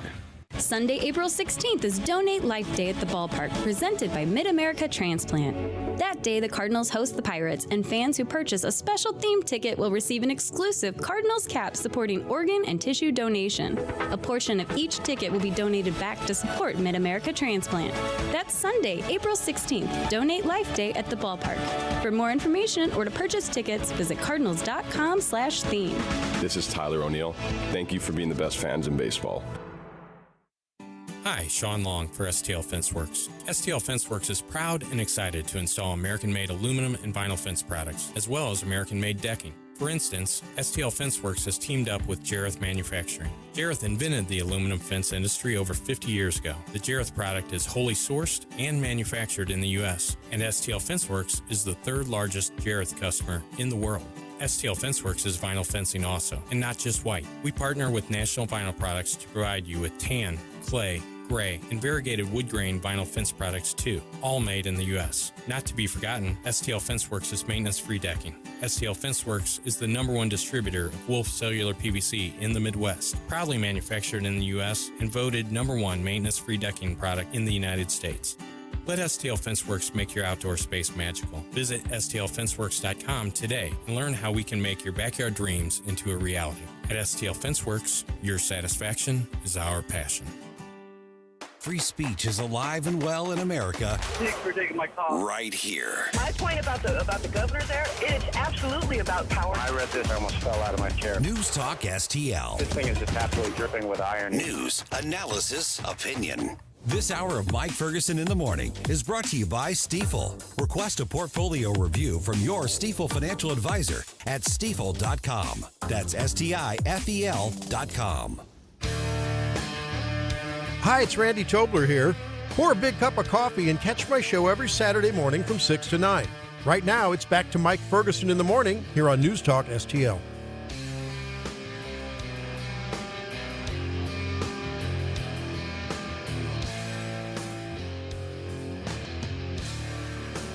Well, how far back in a person's history is fair game when it comes to politics and media today? So you've got politics, you've got cancel culture, you've got ideology, you've got all of these different things. Hakeem Jeffries is kind of in the spotlight right now. By the way, our friends at the Herzog Foundation, they were the target of a media hit piece this week. Oh, man. I'm laughing because it was really badly done. Right. I actually kind of feel bad for the writers, or the writer on this one. But we're going to talk to Daryl at 7:05. I mean, if you're going to go after Christian conservatives, this was... I felt, it was painful because they failed so badly. I almost wanted to say, listen, I hate everything you stand for, but man, let me help you with this one. This next one. This was super cringe. I'm embarrassed for you, for crying out loud. All right, so we're going to talk to Daryl about that at 7:05. All right, Hakeem Jeffries, Congressman Hakeem Jeffries, is going to be the Speaker of the House someday. Now, at some point, the Democrats are going to take back control of the House. I don't think it's going to be next year, but at some point, 2026, 2028, 2030, at some point, Democrats are going to get control back of the House. That's just how our politics goes when it swings back and forth. And when that happens, Hakeem Jeffries will become the Speaker of the House. That's terrifying to think of. Yeah, I don't disagree with that. So just to put in context, that this guy is the next one in line for the Democrats. So it turns out that in college, he wrote an article defending his uncle, who was a very public figure, and his uncle's anti-Semitic remarks. And Leonard Jeffries was a Black Studies professor at City University in New York, and he claimed during a lecture back in 1990, and I'm quoting here. Here's what he said: "Rich Jews who financed the development of Europe also financed the slave trade." And then he went on to talk about, Jewish people controlling Hollywood and oppressing black people. The comments were kind of a hot button thing back in the 90s, and then like early 92 that kind of resurfaced. So Hakeem Jeffries was a student at Birmingham University in 1992. And he wrote an editorial in the student paper defending his uncle and defending Nation of Islam leader Louis Farrakhan, one of the most widely decorated anti-Semitic bigots in the world today. And so now people are demanding answers, and Representative Byron Donalds was on with Hannity last night, and he was asked about this. Should Hakeem Jeffries apologize, obviously, for what he wrote in that essay? 100%, not just to me, but to Burgess Owens, to Wesley Hunt, to John James, to Tim Scott, but also to Mia Love, to Alan West, and all the black Republicans that have spent time in Congress. Yeah, because Jeffries' editorial also criticized black conservatives, specifically Clarence Thomas. Colin Powell was believed to be conservative at the time. Shelby Steele, describing them and others as token blacks. And there's an interesting article on this at the Daily Caller on this, arguing that a ruling elite would not promote individuals who would seek to dismantle their vice-like grip on power. So he went on and used terms like House Negro and things like that. Okay, so pretty far out there, leftist, Marxist, Nation of Islam type of stuff. But standard for them. Very standard for them, yeah. So here's my question, though. Yeah. He was in college. How far back does this get to be a thing? I think sometimes it depends on what's written, I guess, or what was said. But I'm not the same person I was when I was in college. Yeah, I mean, I think part of the deal is we keep looking for apologies and things like that. It's like, you know what? I don't want an apology. I just want an explanation of why you've changed. That's what I want to understand. Because the thing is, college, I think, is very much the formative years, on some level. Even if you have dismantled whatever was formed in you in college, I need to understand that transformation. Otherwise, you're just the same guy, and you've put on sheepskins. So that's the type of thing I want to know. So I think college is fair game, just because, like I said, it's formative. It's a formative period. And I look back, and I guess if somebody, I don't know, they're a fresh rising star in the Democratic Party or the Republican Party. We've seen everything from, I guess, party pictures to criminal charges that people had when they were in college. I mean, apparently, like for instance, in his younger 20s, Pat Buchanan was known to love a good bar fight. Okay, so but yeah, I think that's a little different than writings. Maybe I'm putting them in different categories. And they are to some degree. But I'm saying is, because that's the kind of moral stuff that we look back at. I mean, Clarence Thomas, when you look at the documentary of his life on the of all places, the PBS, he was far, far, far left in college. Oh, sure. He participated in like pro-Marxist stuff, and then to your point, what he said was, and then I thought about it and read about it, and I'm like, that's dumb. I'm not. So he changed. Thomas Sowell said the same thing. Right. Yeah. I was a columnist for the student newspaper in Warrensburg for Mm-hmm. a while. Now I'm trying to remember what I wrote, and I don't think I necessarily disagree with much of the stuff that I wrote then. But let's say that I wrote some, I don't know, pro-choice abortion, pro-abortion piece Sure. out there trying to make a libertarian argument or something along those lines. Well, I've had 2 kids since then. I'm adamantly pro-life. I didn't write anything on abortion, as I recall. But Right. I had to make up my mind. But if I ran for office now, there would be a headline of, oh, yeah, now you're pro-life when you want votes, Mike. But what about this back in 1991? Yeah, Trump had to deal with that. Yeah. Everything that he was 15, 20, 25 years ago was all on the left. And then all of a sudden he changes over and the left won't accept it. I guess the thing is, part of the thing is politics is necessarily a game that includes a lot of deception. So people are always on the lookout for the quote unquote flip flops, for the all the hypocrisy and all those things. So we have to at least ask the question. Now, if you don't have a solid answer as to why you changed between college and now, that should be an important part. I don't know. I just, if you're 15, 20 years out of college, I'm going to assume you're not the same person. Well, sure. But it's an interesting question. All right. 314-912-1019. Daryl Jones from the Herzog Foundation going to give us an update just ahead and talk about that hit piece against him. Hey, it's Vic, and I'm here with Kathy Connor at Connor Roofing. Kathy, what makes Connor Roofing different? Hey, Vic. I'm glad that you asked. I think that what really sets Connor Roofing apart is our relationship with our customers. It's very important to us to develop that trust with the homeowner. This is what has allowed us to serve our friends and our neighbors in the St. Louis area for 30 years. Whether we are doing a roof or a gutter repair or even a full replacement, you can count on Connor for quality service and workmanship. Thanks, Kathy. To find out more, visit them at connorroofing.com. That's CONNER roofing.com. You want a beautiful lawn, but if you live by my motto, I don't do projects. So call the experts, Allen Outdoor Solutions. Lawn maintenance, landscaping, lighting, irrigation. Recent storms might have created some drainage issues. That's not good for your home. Get immediate help or a quote. Call my friend Steve Allen, 314-647-4800, 647-4800. AllenOutdoorSolutions.com. AllenOutdoorSolutions.com. No matter where you live, what you make, or who you voted for, there's some things that will impact all of us soon. Whether you're concerned about extreme weather, the alarming increase in man-made disasters, or worsening food shortages, Americans are preparing in numbers not seen since World War II. What's changed is how we prepare. And the folks at My Patriot Supply have made it easier than ever for you to have peace of mind, knowing you're ready for what's next. Go to MyPatriotSupply.com and stock up on their popular 3-month emergency food kit. They include tasty breakfasts, lunches, and dinners with over 2,000 calories per day. Get at least one kit per person.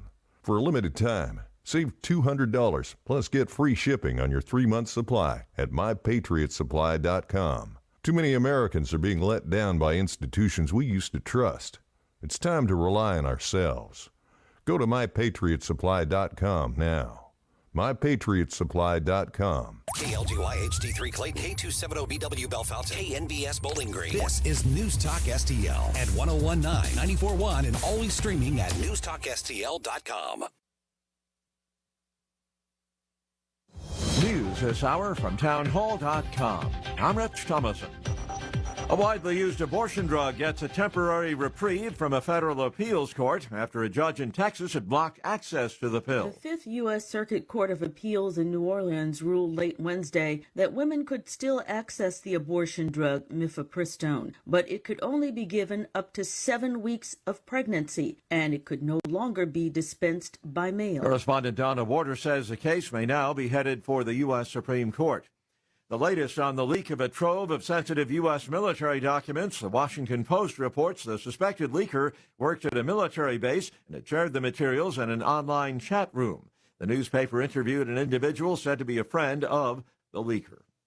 Senator Lindsey Graham cheering fellow South Carolina Republican Senator Tim Scott's decision to explore a possible presidential run. Senator Graham says of his fellow GOP senator, "My friend and colleague Tim Scott has one of the most compelling stories in American politics." During a time of heated racial tensions, Senator Scott, the only black GOP senator, has sought to bridge the gap on race using his own story as proof of the merit of conservative solutions. In a video announcing his exploratory committee, Scott says, quote, "I know America is a land of opportunity, not a land of oppression. I know it because I lived it." Bob Agnew reporting. When close to a foot of rain falls in a matter of hours, you can expect flooding, and that is exactly what Fort Lauderdale, Florida is dealing with. The high water forced closure of the city's airport and the suspension of high-speed commuter rail service across the Broward County region. People are being urged to stay off the roads, many of which are flooded and are closed. On Wall Street this morning, stock futures in positive territory. Right now, the Dow futures are up 5 points. NASDAQ futures ahead 26. The S&P futures 3 points higher. More on these stories at townhall.com. Relief Factor, pain relief that's natural, pain relief that works, and pain relief that attacks the source of the pain. That's the experience of tens of thousands of Americans who are taking Relief Factor right now. See their incredible video endorsements at relieffactor.com and then order your 3-week quick starter pack for just $19.95. That's less than $1 a day. Find out if it can work for you like it works for me by ordering your 3-week quick starter pack today. Relieffactor.com, relieffactor.com. Be the next success story. My name is Jason Hansen. I'm a former CIA officer and New York Times bestselling author. You can protect your hard-earned retirement assets with a tax-free loophole that allows you to convert your retirement into physical gold and silver. Advantage Gold is the nation's highest-rated gold company. They have the best process, pricing, and service. If you want to get your free gold and silver investment kit, please contact Advantage Gold right now. Call 800-900-8000. That's 800-900-8000. Advantage Gold is not an investment advisor or a tax advisor. Consult with your financial advisor before investing. Call 800. From the Michaels Flooring Outlet Weather Center. Mainly clear skies this morning and pleasant temperatures in the 50s to near 60 degrees for your morning drive. Partly cloudy day with a high in the low 80s, 82 degrees. That would match yesterday's high. Overnight lows tonight in the mid-50s and a high tomorrow in the upper 70s with an increase in cloud cover. Looks like showers and thunderstorms on Saturday, and some of those could be strong, turning cooler on Sunday. I'm KMOV First Alert meteorologist Kent Earhart. When it's important to you, stay informed. It's on News Talk STL. The government insists the Afghan withdrawal wasn't perfect, but it wasn't that bad. He wanted to have his moment to say, look at what I did. News, analysis, and opinion. Battle cry of this administration is to always blame Trump. He is attempting to bootstrap that federal crime into a state case. They have nothing. I think it's legally pathetic. 101.9 and 94.1. It's around the clock update. News Talk STL. This hour of News Talk STL is brought to you by Stifel, serving investors for over 130 years. Contact your Stifel financial advisor at stifel.com. That's STIFEL.com. Every once in a while, you're just really impressed with something that you see. And I was visiting with my friends over at Window World not too long ago, over at their offices in Earth City. And they said, Mike, stand on top of this window. I'm thinking, wait a minute. I'm not going to do that. We're in your warehouse. That's going to be sent to somebody. I weigh 215 pounds. And I'm like, no, seriously.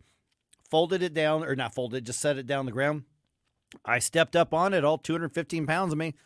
Nothing happened. That's how strong Window World's windows are. When you see that, the reaction is, I want that on my house. But, man, something that strong, what's the budget on that?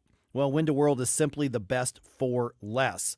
And what you're going to find is that it's not going to cost really any more, and it probably is going to cost less than even those generic windows you could buy at other stores. So learn more by giving them a call at 314-993-1800. What's probably going to happen is you're going to see that demonstration and go, oh, now I see what Mike was talking about. But it's not just about the gimmick and the trick that they can do if they give you an estimate.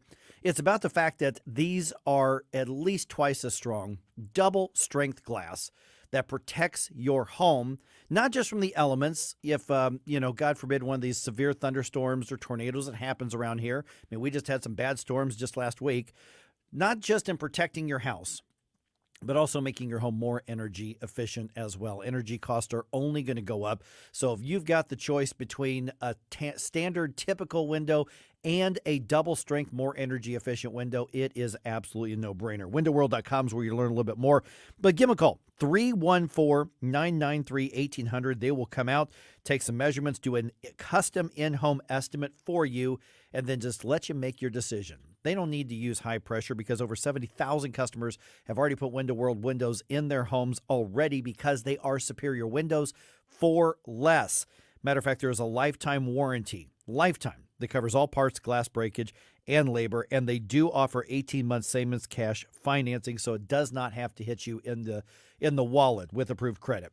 So give them a call, 314-993-1800. I know you're going to be as impressed as I am with Window World. I love working with them, and when my mom told me last week, she goes, oh, yeah, I got to replace a couple windows. I went, don't you dare call anybody other than Window World because I want my mom to have the most efficient and strongest and most up-to-date things in her house, and it's going to save her money as well. 314-993-1800.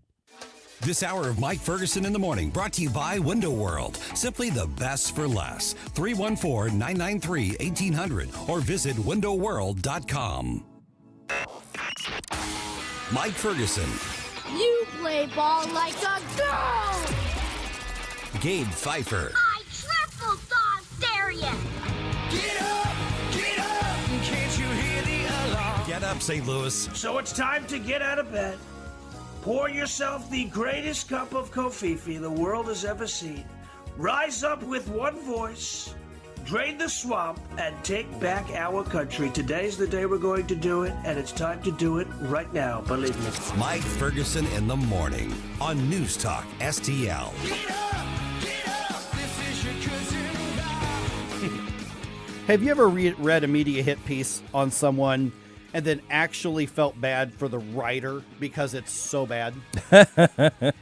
Sort of. I've kind of seen it.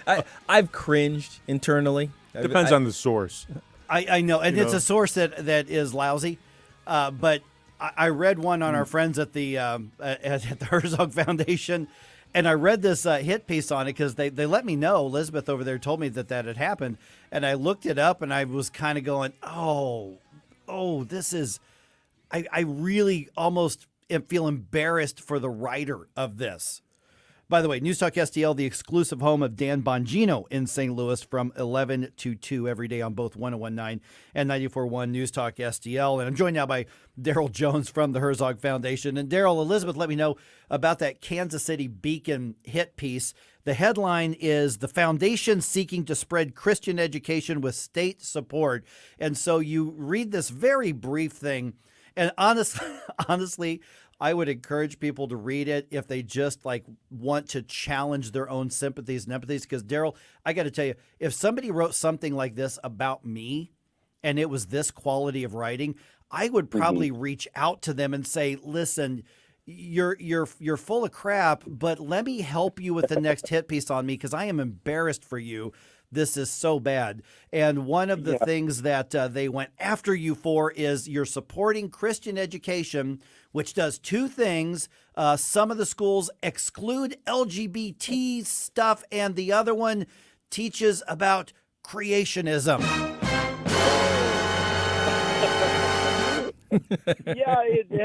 Heaven forbid that there be, a Christian school that actually has values and principles and adheres to them. Yeah, honestly, we read the KC Beacon piece, and I think, maybe we expected worse, and we're actually rather shocked that, other than, a couple of just snide remarks, the reality is we really are for the promotion of Christian education and whatever we can do to help families have more options for obviously for an education system that embraces their family faith, but also is good education. I mean, that's what we're pushing for, is to give parents options. But yeah, we're making friends every day, but it turns out, not everybody views us that way. So, go figure. Good morning, Daryl. Along those same lines, I hear you're in Kentucky this week hosting some Bible teacher training, talking about the importance of biblical teachings. Tell us a little bit about what's going on there. Oh, it's terrific. We're wrapping up today. We've been here for the last 3 days. We've been at the Creation Museum and the Ark Encounter. I don't know if you all have ever been out here, but it is worth your time. I mean, they've really done this well. And what we're doing is we've invited 100 science teachers from Christian schools across the country who typically have graduated from public university with their degree in education and have never heard any defense of, hey, could the Bible be plausible? It has been so poo-pooed in education across the country that what we've found in our conversations with heads of Christian schools is, gosh, if you could just help our science teachers at least be able to speak intellectually about both sides. They've been inundated with evolutionary theory, but nobody has ever spent any real time telling them what are the arguments for the idea that the flood really did happen. There's biblical evidence. I mean, what's interesting is science is science, and facts are facts, and fossils are fossils. It's how you approach the data that really becomes skewed. And if you're approaching it like, hey, maybe the Bible could be possible, and what we're looking at in terms of fossils and data actually reinforces what the Bible says, or if you're approaching it that there is no God, there's no supreme being, there's nothing supernatural ever, it is always only natural, then, when you approach it that way, then clearly you're skewing it that way. And, as most science teachers in Christian schools have grown up in public education, they've never heard a 30-minute conversation about, hey, is there evidence that there could have been a flood? And so it's been exciting and so well received. In fact, this week is historic for the foundation in that we're now rolling out this is our first training that's geared just for teachers, Christian teachers. And looking down the road at how we would even we're flirting with the idea of inviting science teachers from public schools to be able to come on these events and hear a plausible, scientific, rational conversation about here's what the data shows, here's what the fossils are, here's where they were found, and is it possible just to hear both sides of an argument? Yeah, the article that I just referenced, they talk about this training that you're doing, and of course these are one of the offerings that you have for Christian education.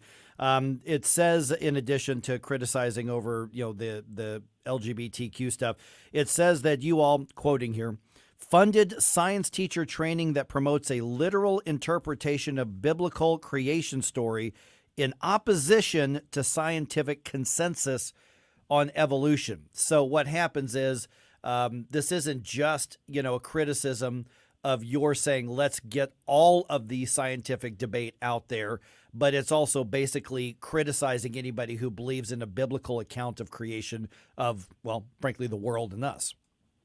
That is exactly right. I mean, it always comes down to, you don't agree with me, you're stupid. Ultimately, that's the argument. You don't agree with me, you're stupid. And hey, maybe there's another option. Maybe we just disagree on what it is that we're looking at and how we interpret it. And so, yeah, it's been exciting. And, we're doing, obviously we're doing this one with science teachers. Later in the fall, we'll bring a whole nother cohort of science teachers back. We're also doing teacher trainings for Bible teachers. I mean, science and Bible, and mathematics and looking at theater and just all kinds of offerings for those heroes that are in the classroom that are not typically making the kind of salary that public school teachers are making, but they show up to work every day. They're not closing their schools. They're passionate about teaching children. It's kind of refreshing, actually. Good morning, Daryl. This is Stel. School choice has become an important issue, and I know you guys are so focused in on that. Tell us where you stand as far as issues coming up here over the next couple of months regarding school choice. Well, we are certainly rejoicing with the idea that, states across the country are listening to the frustration of parents that, the school that their kids are in, their school's failing. And they want their kids back, and they want a voice in education. And legislation is taking place across the country that's really giving them more options. I mean, 4 more states just this legislative session have, passed universal education savings accounts, ESAs in Arkansas, Florida, Iowa, and Utah. Arizona has already been doing it. But, 4.5 million students now have opportunity for education freedom where the dollars follow the students wherever they go. That is huge. Missouri has obviously, dipped our toes into that, into that pool as well with the education savings accounts that were created. But these 4 states, Arkansas, Florida, Iowa, and Utah, have really upped the ante in terms of, universal education savings account. Wherever your kid wants to go, the money follows the child. In addition to that, you've got Idaho and West Virginia that have now passed legislation for open enrollment policies so that, they're not dollars that are going to public school, to private schools or to Christian schools. But these 2 states are saying, look, if you are in a failing school district, you are no longer restricted to have your children in that specific school district. You can put them in whatever school you want. It's open enrollment. You put your kids in the public school that meets your satisfaction in terms of the quality of education that they produce. That's huge. And, I've said before, I never dreamed in my lifetime that I would see the state of Missouri, even dip their toes into this pool. But you're seeing it across the country where state legislators are listening to the citizens of their states and making way for options for education. When public schools shut down, and that was the vote of the teachers, shut it down.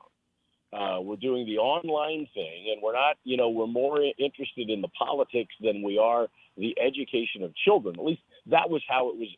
It's been interpreted by parents. And then, with the loss of education for their kids, and how do they ever recoup that? You're finding frustration among families that's saying, wait a minute, these are our kids and we want better. Oh, sorry. Did we lose him? Daryl, hello? Yeah. Oh, there you go. Yeah. Go ahead. All right.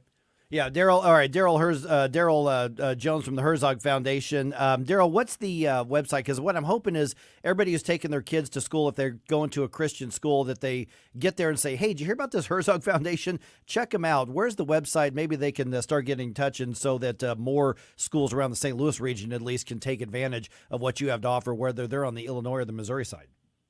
Yeah, that's great, Mike. Everything that we offer is nationwide. It's a nationwide initiative to advance K-12 Christian education, herzogfoundation.com. If you go to the events tab, you can find out more about all of the trainings. We'll offer nearly 100 trainings for educators and for administrators and for Christian school boards in 2023.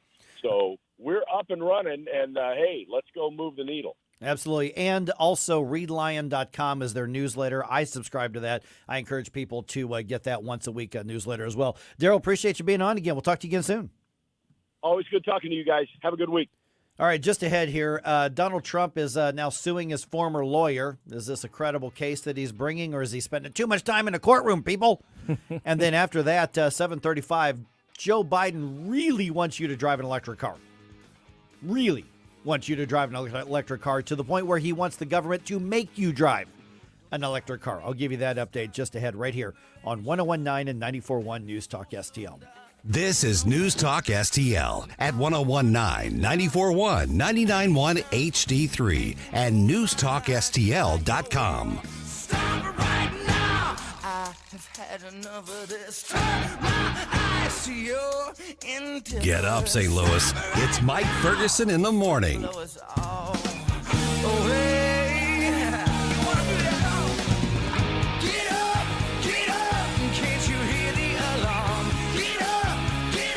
Tim Jones and Chris Arps in the afternoon. We'll talk to Dr. Randy Tobler at 3:42. At 4:05, Iowa political operative Karen Fessler. 4:25, the Heritage Foundation's Dakota Wood. Tim Jones and Chris Arps. Weekdays at 3:30 on News Talk STL. Hey folks, Tim Jones here. Excited to tell you about one of our newest clients. I've been a customer of them for years, Professional Irrigation Systems. If you're tired of dragging hoses around your yard to keep your grass alive every summer, now's the time to make your life easier. Residential irrigation installs in one day, custom designed for your property. They will enhance your curb appeal. They've also got landscape lightings, makes the architecture of your home stand out, making all your neighbors envious. Fertilization packages as well for all your lawn care needs and great financing options. ProIrrigation.com, 636-692-4441, ProIrrigation.com. Hi, I'm Jen Wallner. And I'm Rodney Wallner with the Wallner Home Selling Team at Berkshire Hathaway. Hey, Rodney, how do you sell your home for top dollar? That's easy. Call the Wallner Home Selling Team at 314-810-SOLD. What if I want a flexible commission rate? Call the Wallner Home Selling Team at 314-810-SOLD. When's the best time to sell your home? Right now. Call the Wallner Home Selling Team at 314-810-SOLD. For all your real estate needs, call the Wallner Home Selling Team at 314-810-SOLD. That's 314-810-SOLD. Tim Jones and Chris Arps in the afternoon. There are hundreds of thousands of people that are trying to come to this country illegally. This president has allowed roughly more than 1 million to come. You normally don't think of people coming to go to a place that's like a prison, to a place that is thought of as a place of injustice. Tim Jones and Chris Arps. Weekdays at 3:30 on News Talk STL. iHelp is the immigrant home English learning program here in St. Louis that helps empower immigrant families by providing individualized in-home English language education and tools for the effective navigation of our community. iHelp connects volunteer teachers with adult immigrant and refugee learners in our community to develop English and life skills. To learn more or to volunteer as a tutor, visit ihelpstl.org. That's ihelpstl.org. Fox News commentary. Soros-funded DA Alvin Bragg is proving once again that he will weaponize his office for political gain. I'm Tommy Lahren. More next. In business, everything your employees do impacts your brand, including what they wear. Cintas has high-performance workplace apparel for almost every job imaginable. From work shirts and pants, to polos and khakis, to Oxfords or T-shirts, these clothes move, breathe, and look great. Your team gets the styles they like, you convey the image you want. And Cintas service includes weekly laundry and delivery. To learn more, visit Cintas.com. Oh, I'm ready! And get ready for the workday. Manhattan DA Alvin Bragg is cracking down on dangerous criminals again. Just kidding. No, he's going after Republican political opponents and weaponizing his office against his critics after being rightfully accused of weaponizing his office against Donald Trump over an alleged hush money scheme. Rich. But now Bragg's got his sights set on Congressman Jim Jordan suing him over Trump indictment subpoenas. So basically, because Jim Jordan is attempting to hold him accountable, Alvin Bragg is coming after Jim Jordan, coming after Trump, and now Jim Jordan, as if those two are the biggest dangers to New York freaking City. Give me a break. Nobody is undermining his case against Trump because in order to undermine it, he'd have to have a case to begin with. But DA Alvin Bragg is digging his own grave because if I know Congressman Jim Jordan, and I do, Bragg picked the wrong patriot to mess with. I'm Tommy Lahren, and you can watch my show Tommy Lahren is Fearless at Outkick.com. St. Louis's place to talk. Freedom of speech is one of the anchors of our society. News Talk STL. Hey, Bill O'Reilly here, and you can hear my no-spin commentary right here at 6:45 this evening. Now it's back to Mike Ferguson in the morning on 101.9 and 94.1 News Talk STL. I guess Donald Trump wants to spend more time in a courtroom. He's suing his former lawyer. Did you guys hear about this? No. Yeah. As in Michael Cohen? Yep. Yep. Filed a lawsuit against Michael Cohen because he's got so much spare time. No, what? Well, he's pretty rich. He's got a lot of lawyers, a lot of other lawyers, I guess. He's just saying, I'm going to sick my lawyer on that guy now. Yeah, exactly. All right, News Talk STL podcast on-demand listing. Here's what I'm thinking you could do with, like, for instance, that interview with Daryl Jones is going to be posted a little bit later on today. You've got friends or family who have their kids in Christian education. Send them that podcast. Absolutely. Subscribe to our podcast.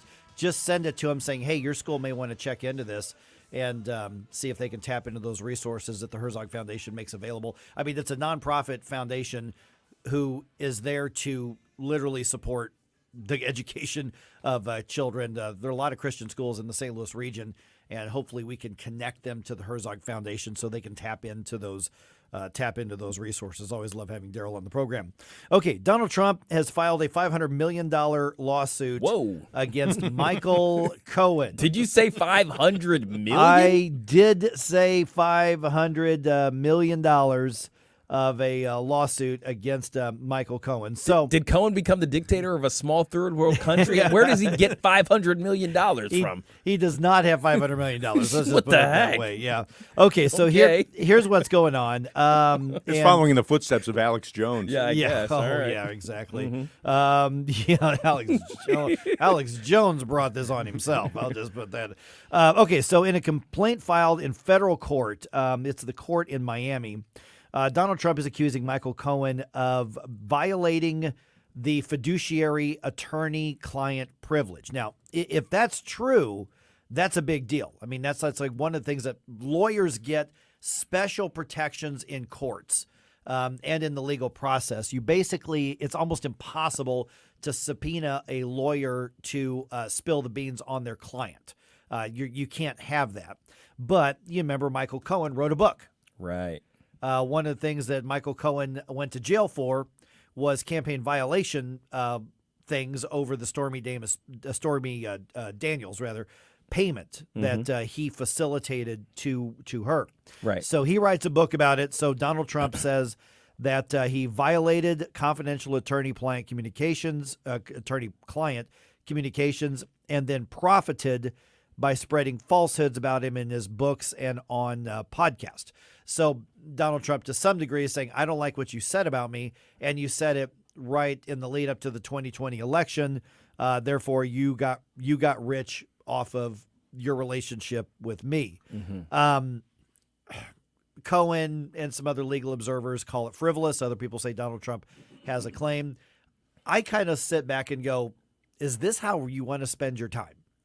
I mean, I get that you just sick your lawyers on it, but do you this is what you want the headlines for? You got a campaign to run, man. Yeah, I guess that's part of the thing that needs to be considered too, is that as a public figure, obviously, as somebody running for president, everything you do, everything your organization does is a potential headline grabber. So then do you want the headlines to be about your campaign or be about a lawsuit, a side lawsuit with somebody who should be irrelevant in the future campaign, talking about what's happened during the last campaign? Like there's a lot there, and I think you're right. If you're going to go after him for this, you don't do it now. You do it later. I mean, maybe if you just want to be completely political about the whole thing. Yeah, we know. I mean, you got a media that hates Donald Trump anyway. So at this point, he's making it easier for them to make him and his campaign about the soap opera rather than him and his campaign about what's different between him and the other Republican candidates or him and Joe Biden. Right. Yeah, I mean it's a focus grabber, right? It takes focus off of the main thing that you want to be important during a political campaign. So, I mean, on some level, I guess this speaks to the fact that he is the outsider, right? He's not as politically savvy as somebody who would have come up during this, as a politician, and he would look at this pretty much the same way he'd look at any other sort of business venture. So he's like, oh yeah, I'm doing this, and then I'm doing this, and then I'm doing this, like, because that's the type of guy he is. He's a billionaire, right? He makes money doing a whole lot of things all at once. So, but he doesn't. I guess he's not kind of putting it together that when you're a politician, when you're in a campaign, you got to focus, because all of the news that's going to surround you needs to be about how great you are as a potential leader in this regard, and not about all of the drama surrounding your personal life and everything else. Yeah, I mean, Stell, I wouldn't buy Michael Cohen's book because I don't think he's a credible source on anything. No, he's not. So that's one aspect of this, but I don't understand why you would inflict a self-inflicted distraction. Well, I think one of the issues might be in his mind, he's intertwining what's going on with Alvin Bragg and all the stuff in New York City. Yeah. And Cohen is part of all of that. So I can see where he's figuring, now's my chance to really make a move here. I'm going to go ahead and file this lawsuit. I know it may sound like he's off in left field somewhere, but I can see where maybe he's intertwining the two and thinking, now's my time to make a move, because in a year and a half, all of that will be solved and behind us. And then I'll really look dumb.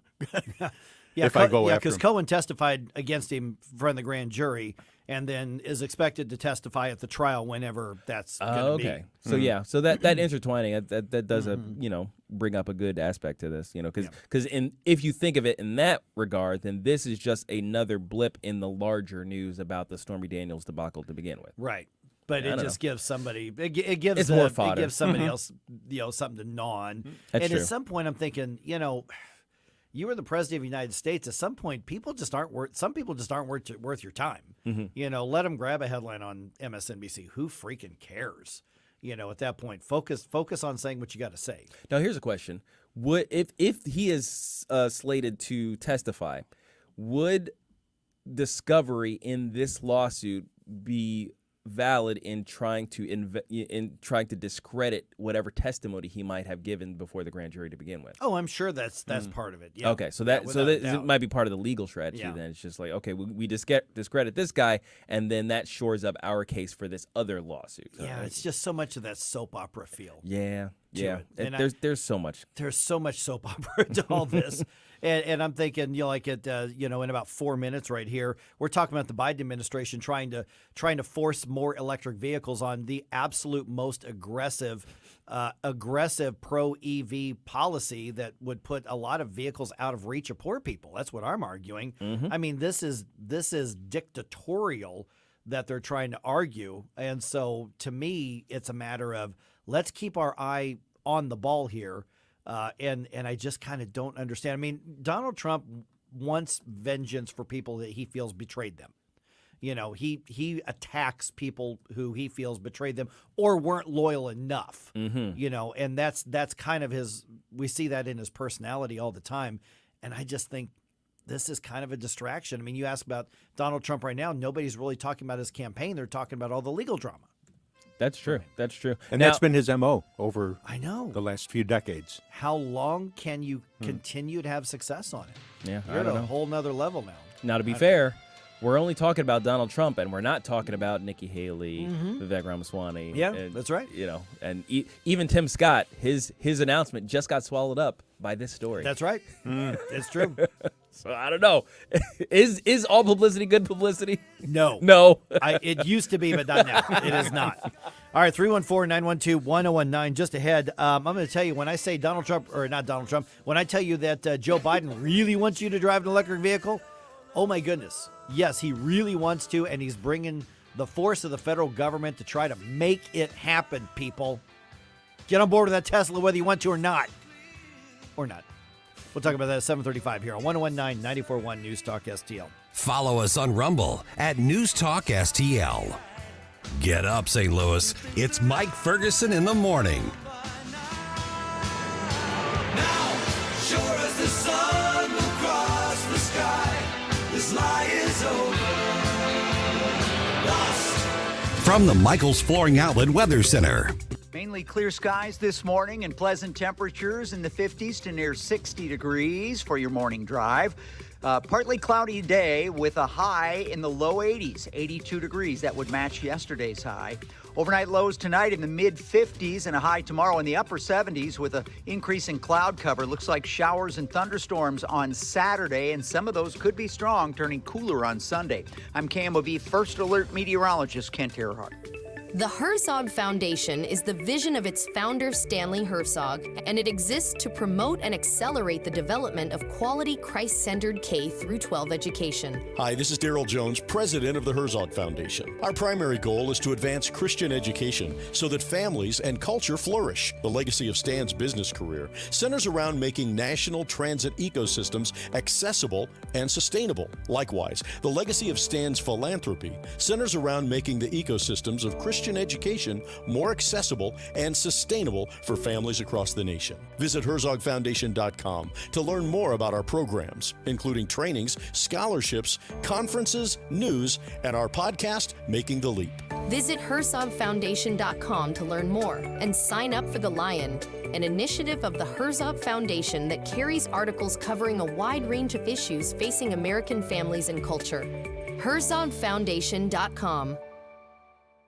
Home is where the heart is, but it's also where the money is too. If you want to make the most of your home, whether you're buying, selling, or staying put, tune into HomeWise, the financial talk show that gives you the real deal on home ownership. HomeWise tells you the secrets that banks, realtors, and contractors don't want you to know, and shows you how to save thousands of dollars on your mortgage, insurance, repairs, and maintenance. HomeWise, how to get the most out of every dollar you put into your home. Sunday mornings at 9 on News Talk STL.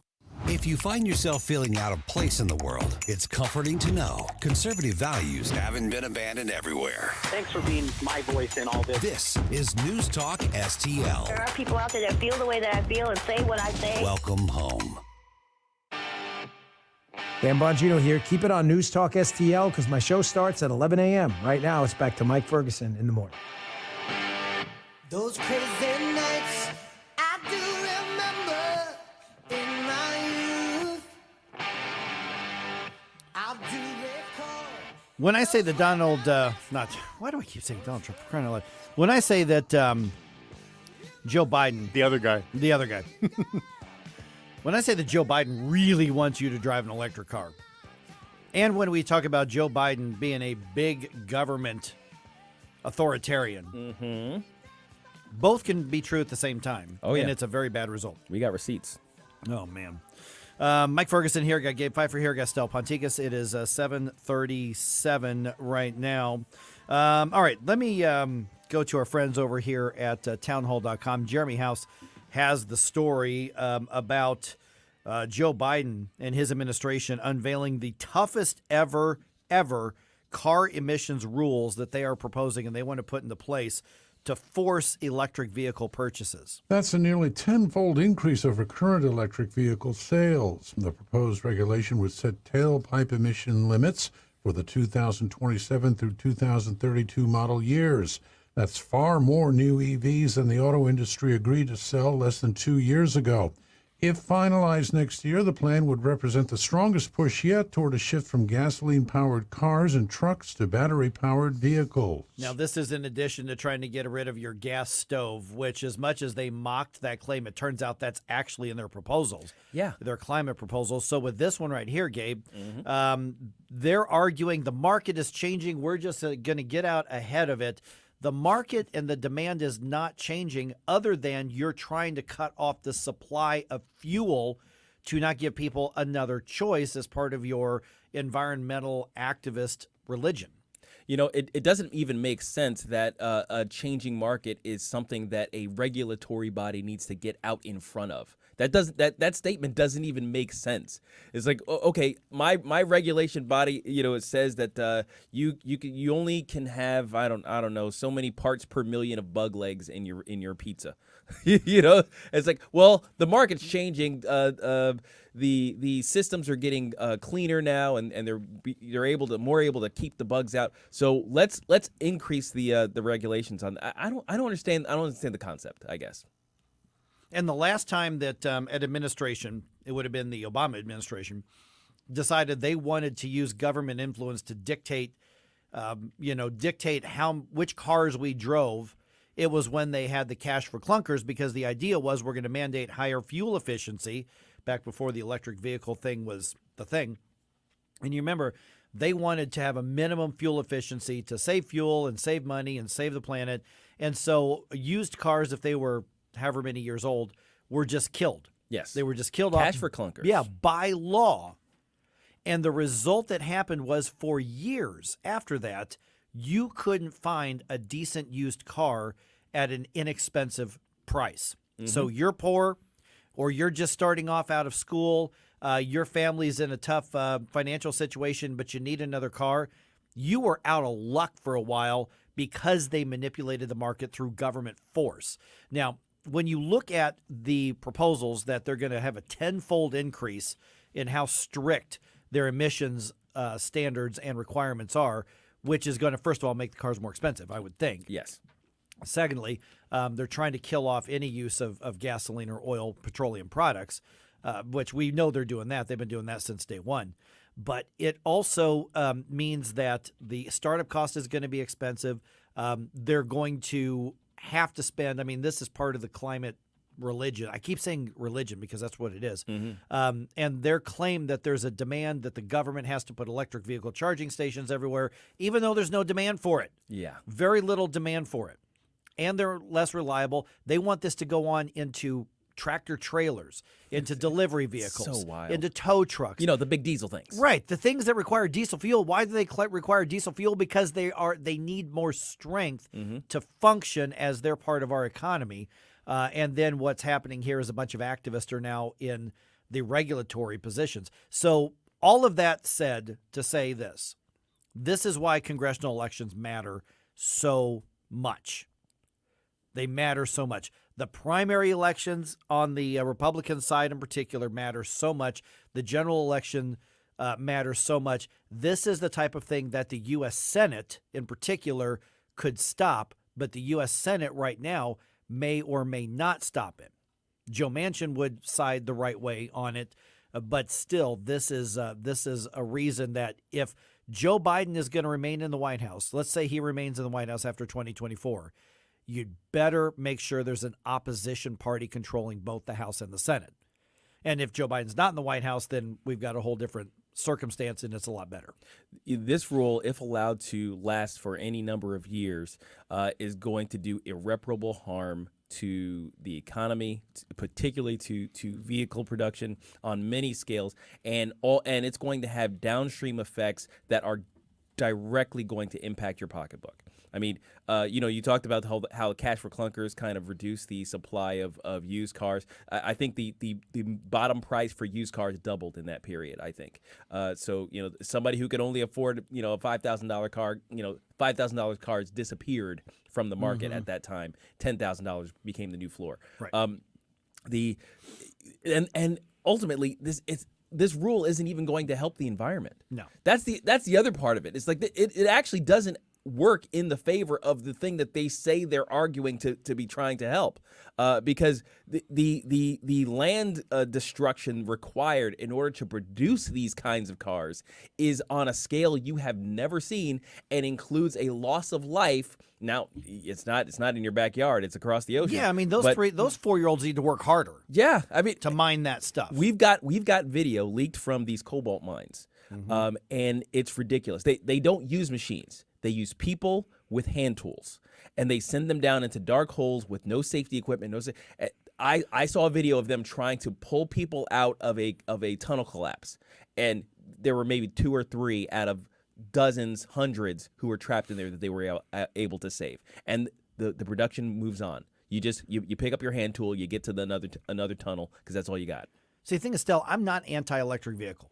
I'm not. No, I don't think any of us are. I'm not. If there's a market for it, you want to buy it, then absolutely, go get it. But I shouldn't be subsidizing it, and the government should not be trying to limit my choices. If there is an electric vehicle product that is built over time that is better than my SUV that I've got right now, fine, I'll look at it. But let the market decide it.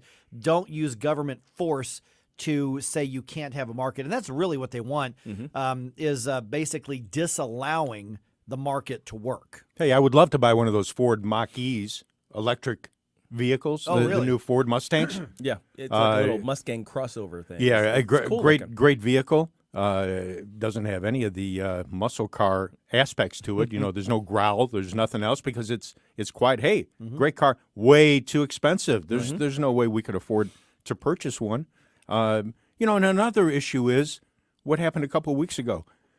Elon says that, we're going to have a new battery factory in Shanghai because of the Tesla production that goes on in China.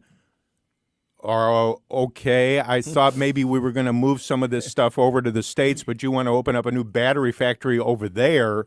This is still an issue here, Elon. We've got this trade issue that's going on with this adversary of ours, that's how you're going to handle it, we've got a problem. Yeah, but how much would the same battery cost if you had to make it in the United States or if you did make it? That could be. Yeah. Well, and that's part of the thing. They put it near the source. They put it near the source of the raw materials over in China. That's where we're getting all of our between China and Africa.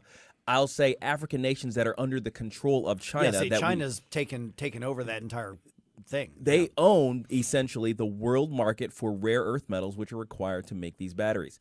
And even with the horrible conditions, the low cost that they're churning out these raw materials, that they're producing the batteries over in China, even with the high price point that they have on all these vehicles, those lines still lose money for the automakers. Mm-hmm. They just have to have them in order to meet the current EPA requirements. That's why these companies are losing money so quickly. Yep, like we mentioned last hour about Ford losing $2 billion last year, $3 billion on tap for this year. They can't afford that. I almost guarantee you the majority of those losses are coming from the money they have to pour into their vehicle lines. Yeah. So they're going to destroy everything, basically. It's like these type of rules are going to destroy everything. Would you rather those 4 or 5-year-olds be at school or something or in the mines? Oh, come on. Man. I know. Ugly situation, and hopefully these are regulations that can get stopped along with so many of the others. The White House cleaning out can't happen soon enough. All right, 314-912-1019. As I warned, and Gabe, I think as you warned as well, there is a fight over marijuana taxes coming to Missouri, specifically into St. Charles County and St. Louis County. Oh, here we go. I'll tell you what's happening, and basically the argument is a couple people looking at each other going, dude. Okay, I made that part up, but still, that would be funny if that's the way it is. We'll talk about that 7:51 right here on 101.9 and 94.1 News Talk STL. We give you news, analysis, opinion, and more. Only on News Talk STL. Get up, St. Louis. It's Mike Ferguson in the morning. Can't help myself, I'm falling, stone in love. Is the path to business prosperity to find your best clients? Bongino. In other words, people with big voices like News Talk STL, and then to kick them off the platform and attack them for barely stating an opinion? Weekdays at 11. Do you think that's an effective business model? On News Talk STL. Hey, Colombo here for Zero Res. Get the jump on spring cleaning just like we did and get Zero Res out to your home now. Zero Res can clean basically every surface in your home, and since April is National Pet Month, it's important to remember that they don't use any harsh chemicals, so their services are safe for pets. Book now and mention the Colombo special to get 3 rooms of carpet clean starting at $119. Plus, they'll throw in a free hallway and take $75 off an air duct cleaning. Just call 314-474-2020 or book online at ZeroResSTL.com. Tony Colombo here, reminding you to visit my friends at Bluff City Outdoors in Alton before your next trip into the great outdoors. For decades, Bluff City Outdoors has covered all the needs for area fishermen, and they'll always have all the best bait, tackle, and gear for your next trip on the water. And now they cover all your bow hunting needs, including their state-of-the-art indoor archery range and techno hunt system, open every day for you to come shoot, or you can join a league. Follow Bluff City Outdoors on Facebook and learn more at BluffCityOutdoors.com. Hi, Jen Wallner here. As a former foster child myself, I have always been an advocate for foster children in our community. Angels Arms is an amazing organization that provides a stable, nurturing, and loving family environment for these children. They ensure these children have not only the childhood they deserve, but the resources needed to become successful, thriving adults. I truly believe that this organization is transforming lives, and I could not be more proud to be a small part of that accomplishment. For more information or to get involved, visit angelsarms.org. For $1 a day, if any covered appliance breaks in your home, we guarantee to fix or replace it. All makes and models, washers, dryers, refrigerators, air conditioners, and more. Guaranteed to be fixed or replaced for $1 a day. Call the Home Service Club now for free information. 800-399-3701. 800-399-3701. 800-399-3701. That's 800-399-3701. This hour of Mike Ferguson in the morning brought to you by Window World. Simply the best for less. 314-993-1800 or visit windowworld.com. Hey everyone, this is State Senator Nick Schroer. I am the host of Stand and Fight every Sunday night. Tune in to us at 8 p.m. Right now, let's hear more of Mike Ferguson in the Morning Show here on News Talk STL.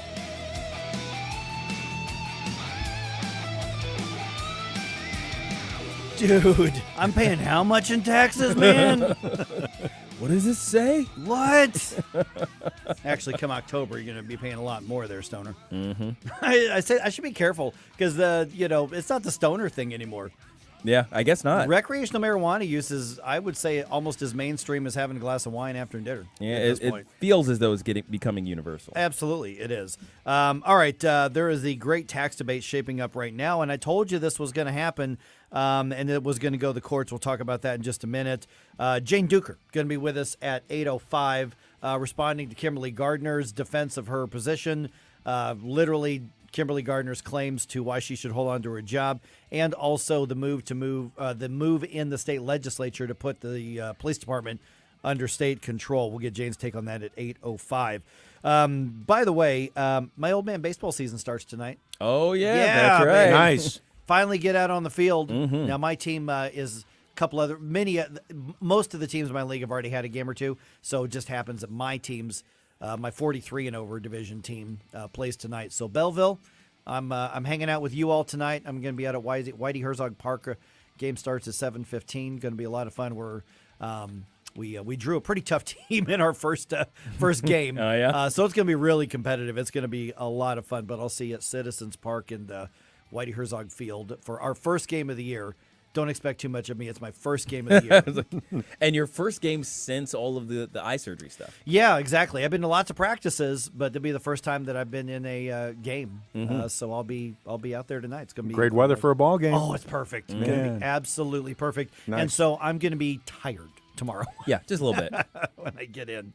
Oh man. All right. Okay. So the marijuana taxes that almost everybody in the area on the Missouri side foolishly approved. You dummies. And yes, if you voted for it, and my guess is there's a lot of people listening who did because it was 2/3 to 3/4 yes vote on that, you messed up. Yeah. But here's the situation, and we told you this was going to happen. These taxes don't actually take effect until October. Right. Per Amendment 3 that was passed last year. And at issue is whether or not you can stack the taxes. So, for instance, I'll just take where I live. Both Richmond Heights and St. Louis County had the exact same thing on the ballot.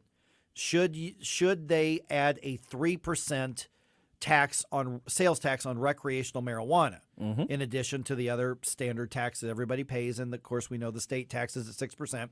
I voted no on both of those, but most people voted yes. It passed easily, which means that if I think there's a dispensary in Richmond Heights, but I'm not sure. I think it might be off Dale up there. But if you go in and buy whatever you buy, you're going to pay the sales tax that you'd pay on everything else. You're going to pay a 6% sales tax from the state. You're going to pay a 3% sales tax from Richmond Heights, and you're going to pay a 3% sales tax from the county, right, as well. Yeah. Now, here's where the conflict comes in. Because the county leadership and county commissioners around the state, they're reading Amendment 3 to say, hey, we're a local government too. We get to add our tax if we want to. Matter of fact, I'm looking at a Fox 2 story, and Franklin County Presiding Commissioner Tim Brinker is quoted as saying, you can indeed stack them. It's been verified and discussed legally throughout. It's absolutely allowable to stack. Now, not everybody agrees with that. The constitutional amendment that was approved defines local governments as cities or towns for incorporated areas and also counties for unincorporated areas. Okay. Right? All right. So conceivably, exactly, an incorporated city supplants the county in taxation. Yeah. It's the county can do it if there's no incorporated city. Now we're getting into a little bit of legalese here. Okay. The Missouri Cannabis Trade Association is arguing that the language of Amendment 3, meaning as saying that one can impose it, not both. Right. Tom Bomarito, who is he owns one of the Green Light dispensaries, he is quoted as saying, They're trying to hone in on these smaller municipalities, which this bill was written not to do that. It definitely says no stacking. So first of all, you have the legal question between the two, and then you get into, okay, is it a good or bad idea to allow this kind of taxes because of the unintended consequences? Let me read just the last paragraph of this Fox 2 story. County leaders admit high taxes could push certain customers back to street dealers, but they're not backing down with hundreds of millions of dollars now flowing into Missouri for legal recreational marijuana. And it goes on to quote Tim Brinker again, saying every million in sales equates to $30,000 for that taxing agencies. So there are public officials who admit that you're going to push people back to street dealers, but they get some money. So let's just deal with that. They're apparently okay with this.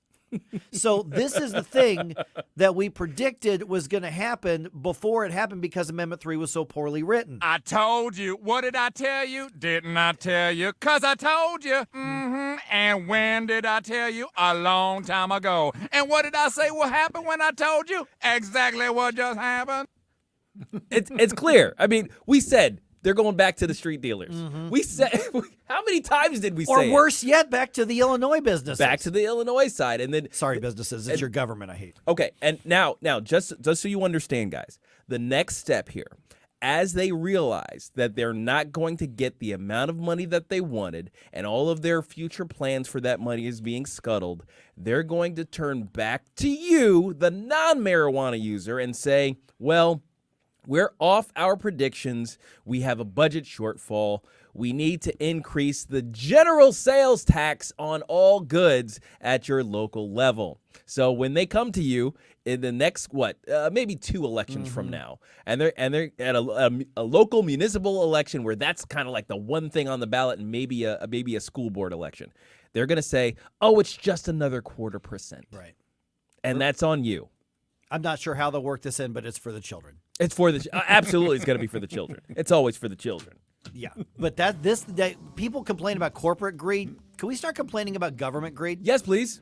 That's really what this is. Yes, absolutely. That's all it is. That's why this pro-legalization guy had a big problem with Amendment 3, because it was written in such a confusing way. The carrots and the sticks weren't laid out there. So it's going to end up in court. It's going to be interesting to see what the Missouri Supreme Court decides. Stop voting for on taxes, crying out loud. Yeah. We're doing it for the kids. Jane Duker joins us at 8:05.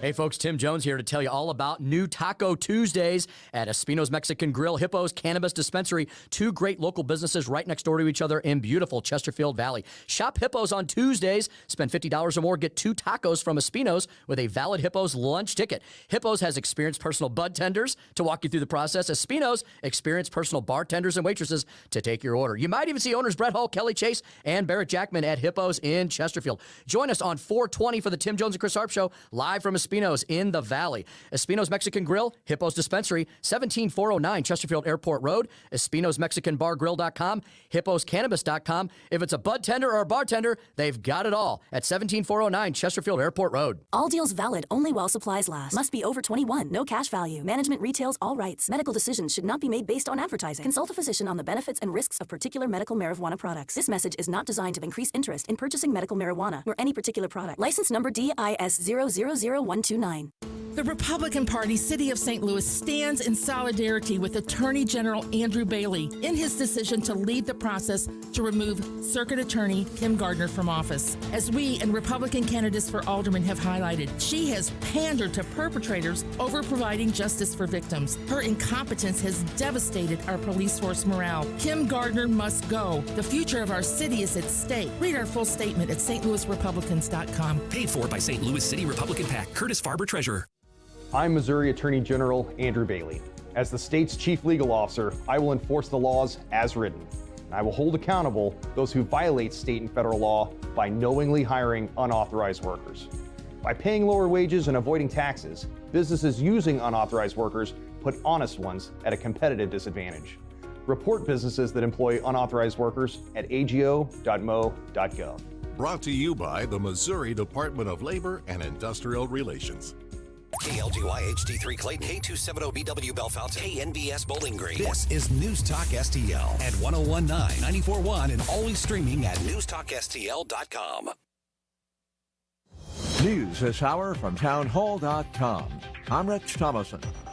He worked at a U.S. military base. That's what the Washington Post reports about the man suspected of being responsible for a major intelligence breach. Sensitive military documents were posted online. The newspaper interviewed an individual who's said to be a friend of the suspected leaker, described in the article as a lonely young man and a gun enthusiast.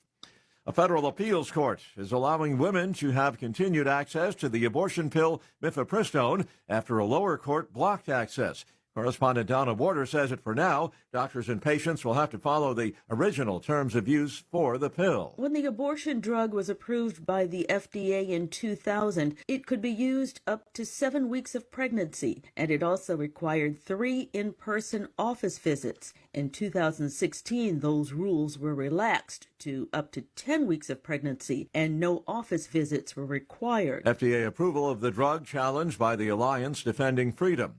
The GOP-led House preparing to take up a transgender women in sports bill. House Republicans are expected to vote next week on a bill aimed at banning biological males from female sports at colleges, universities, and public schools across the country. Republican Congressman Greg Steube from Florida introduced the legislation titled the Protection of Women and Girls in Sports Act for the third time back in February. The bill seeks to amend the federal civil rights law prohibiting sex-based discrimination to recognize sex as that which is, quote, based solely on a person's reproductive biology and genetics at birth. Edwin Mora, Washington. 1 person dead, 3 others wounded. A shooting in a park in Fort Wayne, Indiana. It happened during a memorial service for a shooting victim who had been killed earlier in the week. On Wall Street, the Dow futures up 73 points. NASDAQ futures ahead 63 points. More on these stories at townhall.com.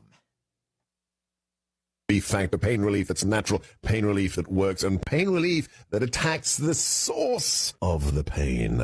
That's the experience of tens of thousands of Americans who are taking Relief Factor right now. See their incredible video endorsements at relieffactor.com and then order your 3-week quick starter pack for just $19.95. That's less than $1 a day. Find out if it can work for you like it works for me by ordering your 3-week quick starter pack today. Relieffactor.com, relieffactor.com. Be the next success story.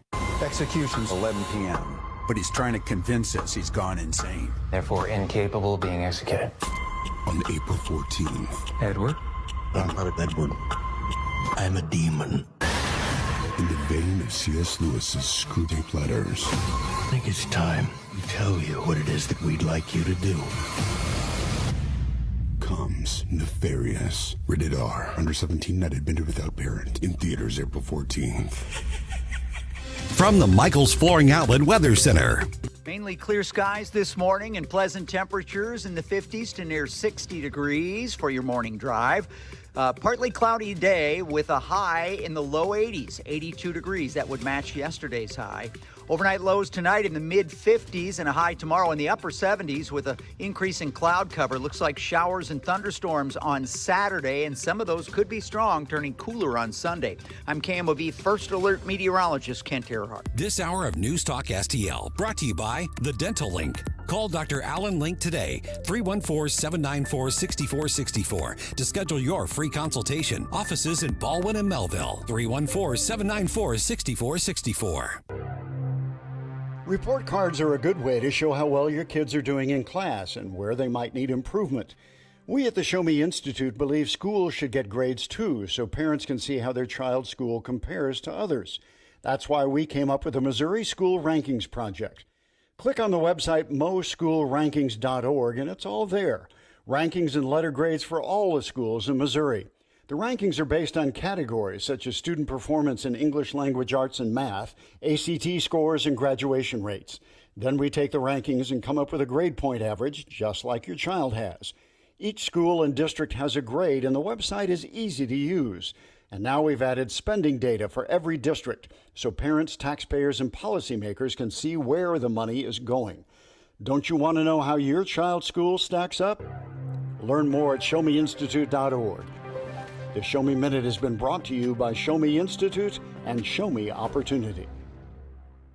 This hour of Mike Ferguson in the Morning brought to you by Anton's Plumbing and HVAC. Call Anton's at 314-338-3941 or visit them at antonshvac.com.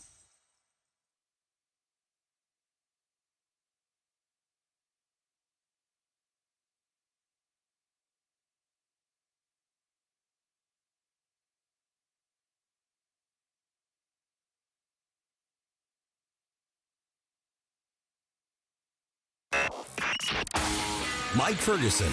Just because you're offended, it doesn't mean you're right. Gabe Pfeiffer. I love Jesus. He was my superhero.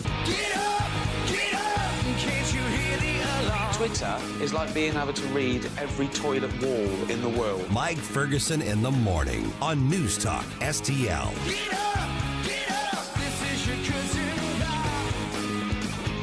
Okay, let's review, shall we? Yes. Kimberly Gardner says, no, you can't remove me from office just because I'm incompetent. I mean, I'm not admitting to being incompetent, but if I were incompetent, you can't fire me for being incompetent.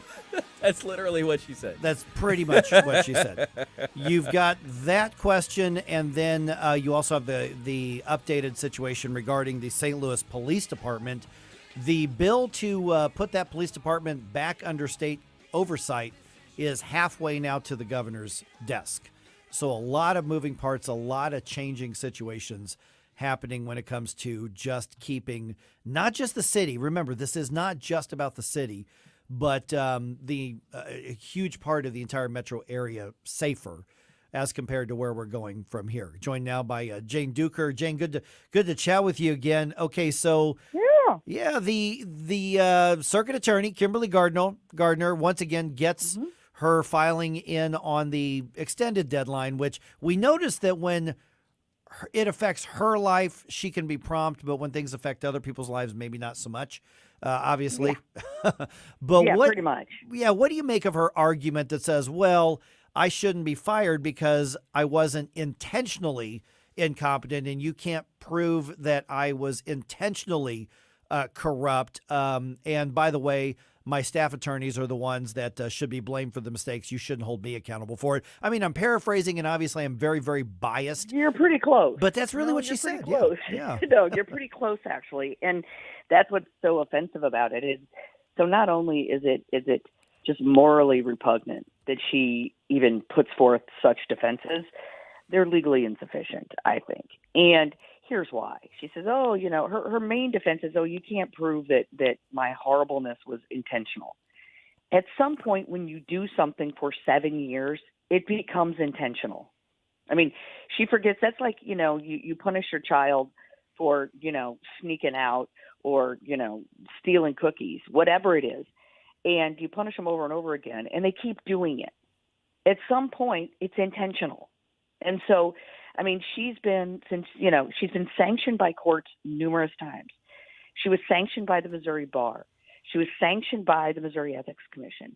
I mean, at some point, your repeated continuation of the same conduct over and over again, it becomes intentional. I mean, everybody can say, well, I didn't mean to, but your conduct proves that you did. And you'd never be able to prove a criminal case, period, if you could say that, repeated conduct doesn't constitute intent to continue to do so. That's a great argument. Good morning, Jane. Gabe Pfeiffer here. Now, one thing I wanted to make sure I'm understanding correctly are the limits of the statute that the AG is working towards here. The AG Bailey is working around. I mean, the quo warranto standard? Yeah, exactly. So I'm trying to understand it, and as I do currently, there are certain requirements of the office that she is not positive requirements, things that you have to do, not things that you just aren't supposed to do. And she hasn't met that standard. Could you explain that a little bit more in detail? It seems like that would be a really high standard that he would have to meet. It is a high standard. It is a high standard, and it's supposed to be because you're removing somebody from office. And so, I mean, and I support the fact that it's a high standard. However, at some point, your incompetence is so bad and so willful that it's an abdication of duty. I mean, this is the deal. And her response actually confirms the problem. She has no intention of changing. She doesn't even believe she's done anything wrong. And so the idea that somehow that, this is an abdication. That it gets so bad that it's an abdication of her duties, and she has no intention of making it better.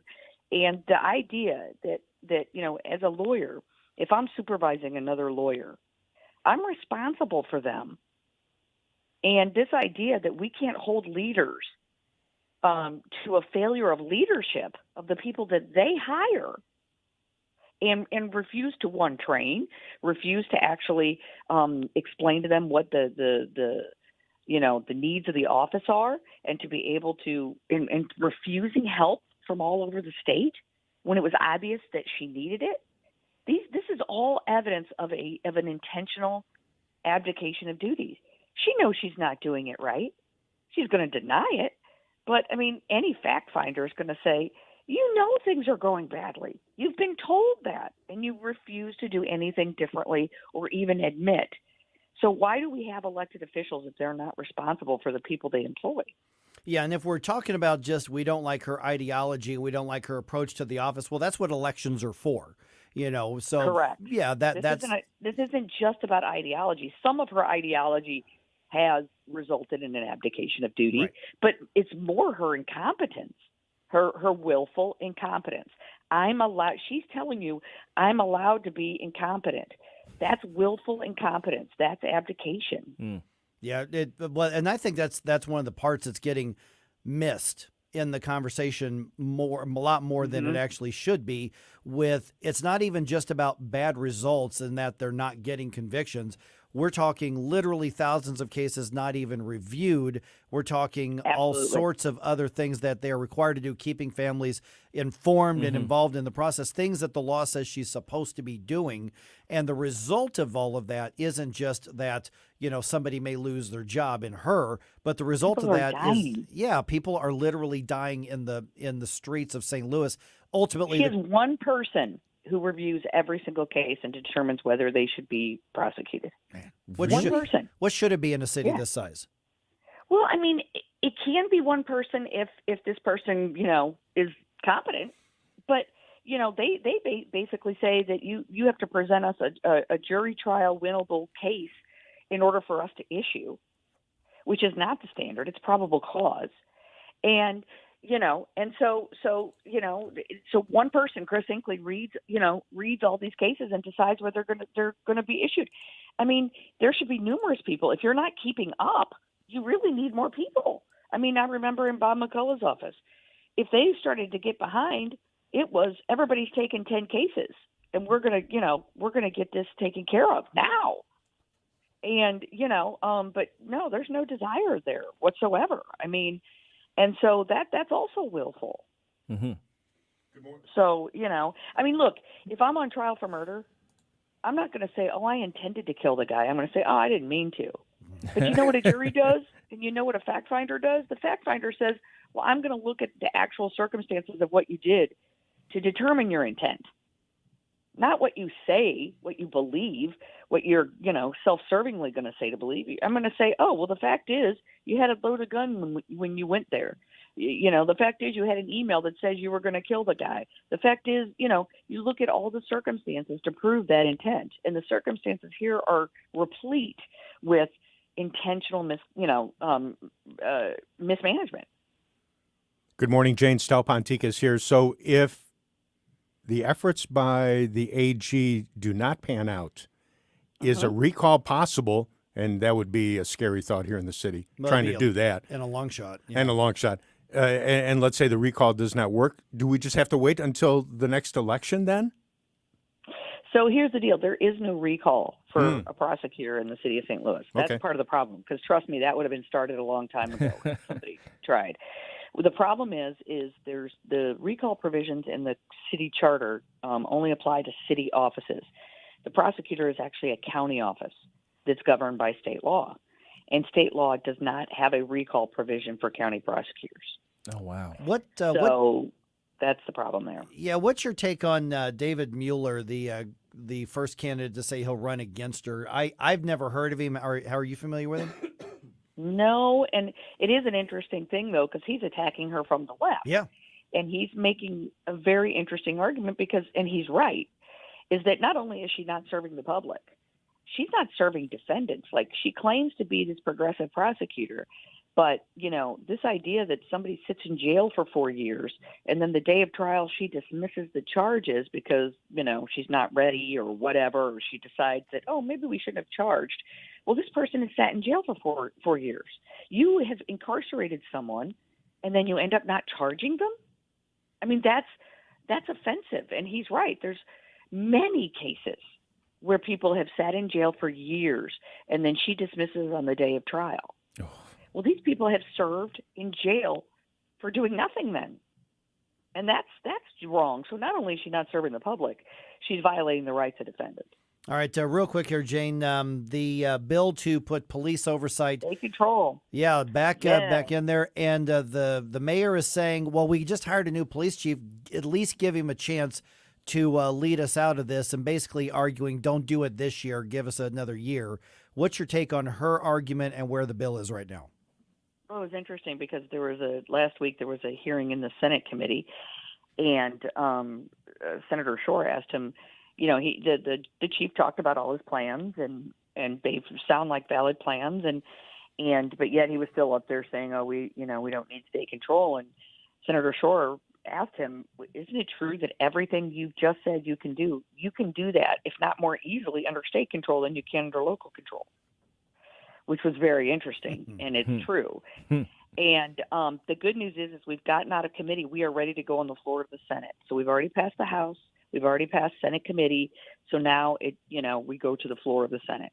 So we're getting really close, and so we're really hopeful that we're gonna get there.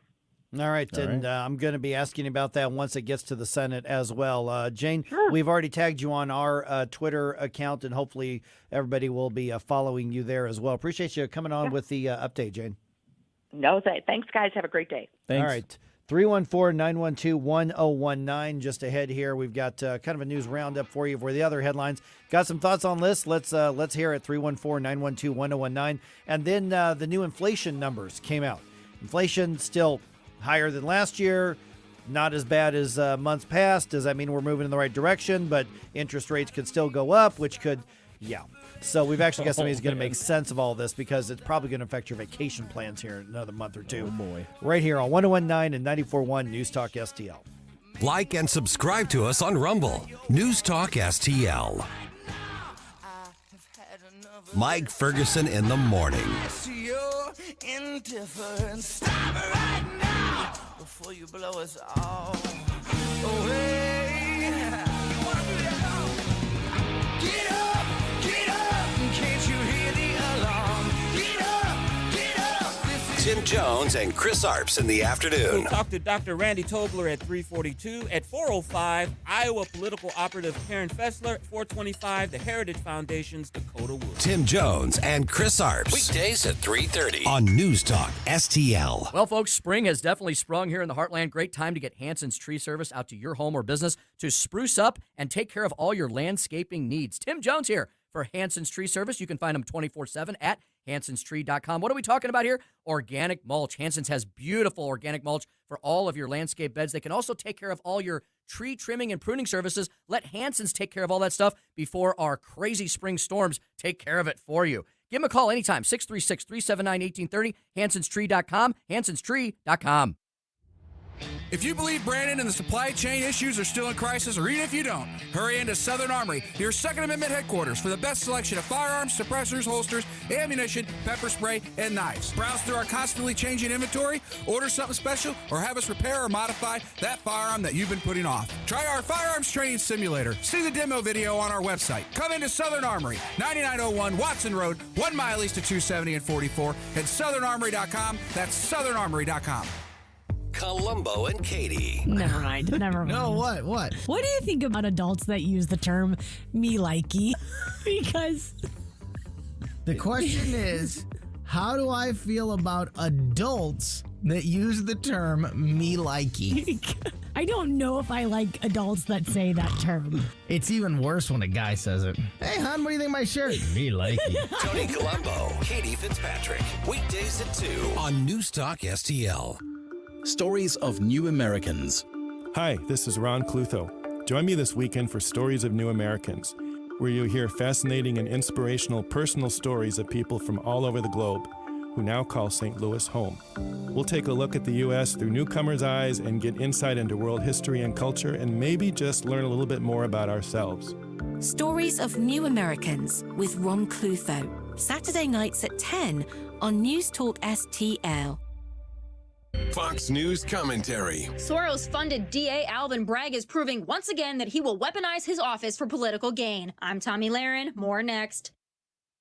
In business, everything your employees do impacts your brand, including what they wear. Cintas has high-performance workplace apparel for almost every job imaginable. From work shirts and pants, to polos and khakis, to Oxfords or T-shirts, these clothes move, breathe, and look great. Your team gets the styles they like, you convey the image you want. And Cintas service includes weekly laundry and delivery. To learn more, visit Cintas.com. Oh, I'm ready! And get ready for the workday.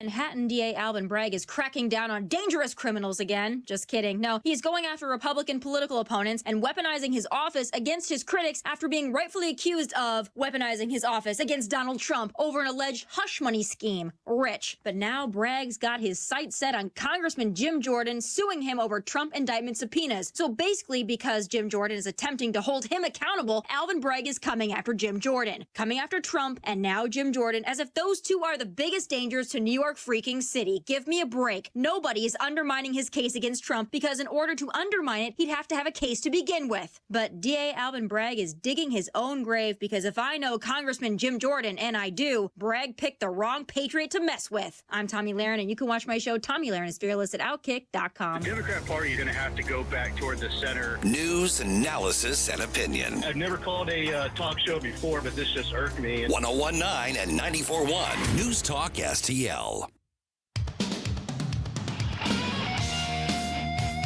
Hey, Bill O'Reilly here, and you can hear my no-spin commentary right here at 6:45 this evening.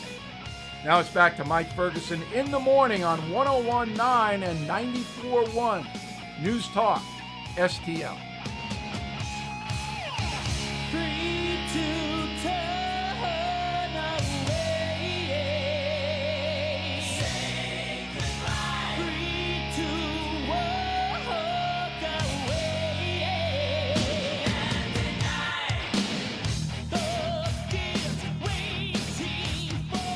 It really is a Striper Week. It is.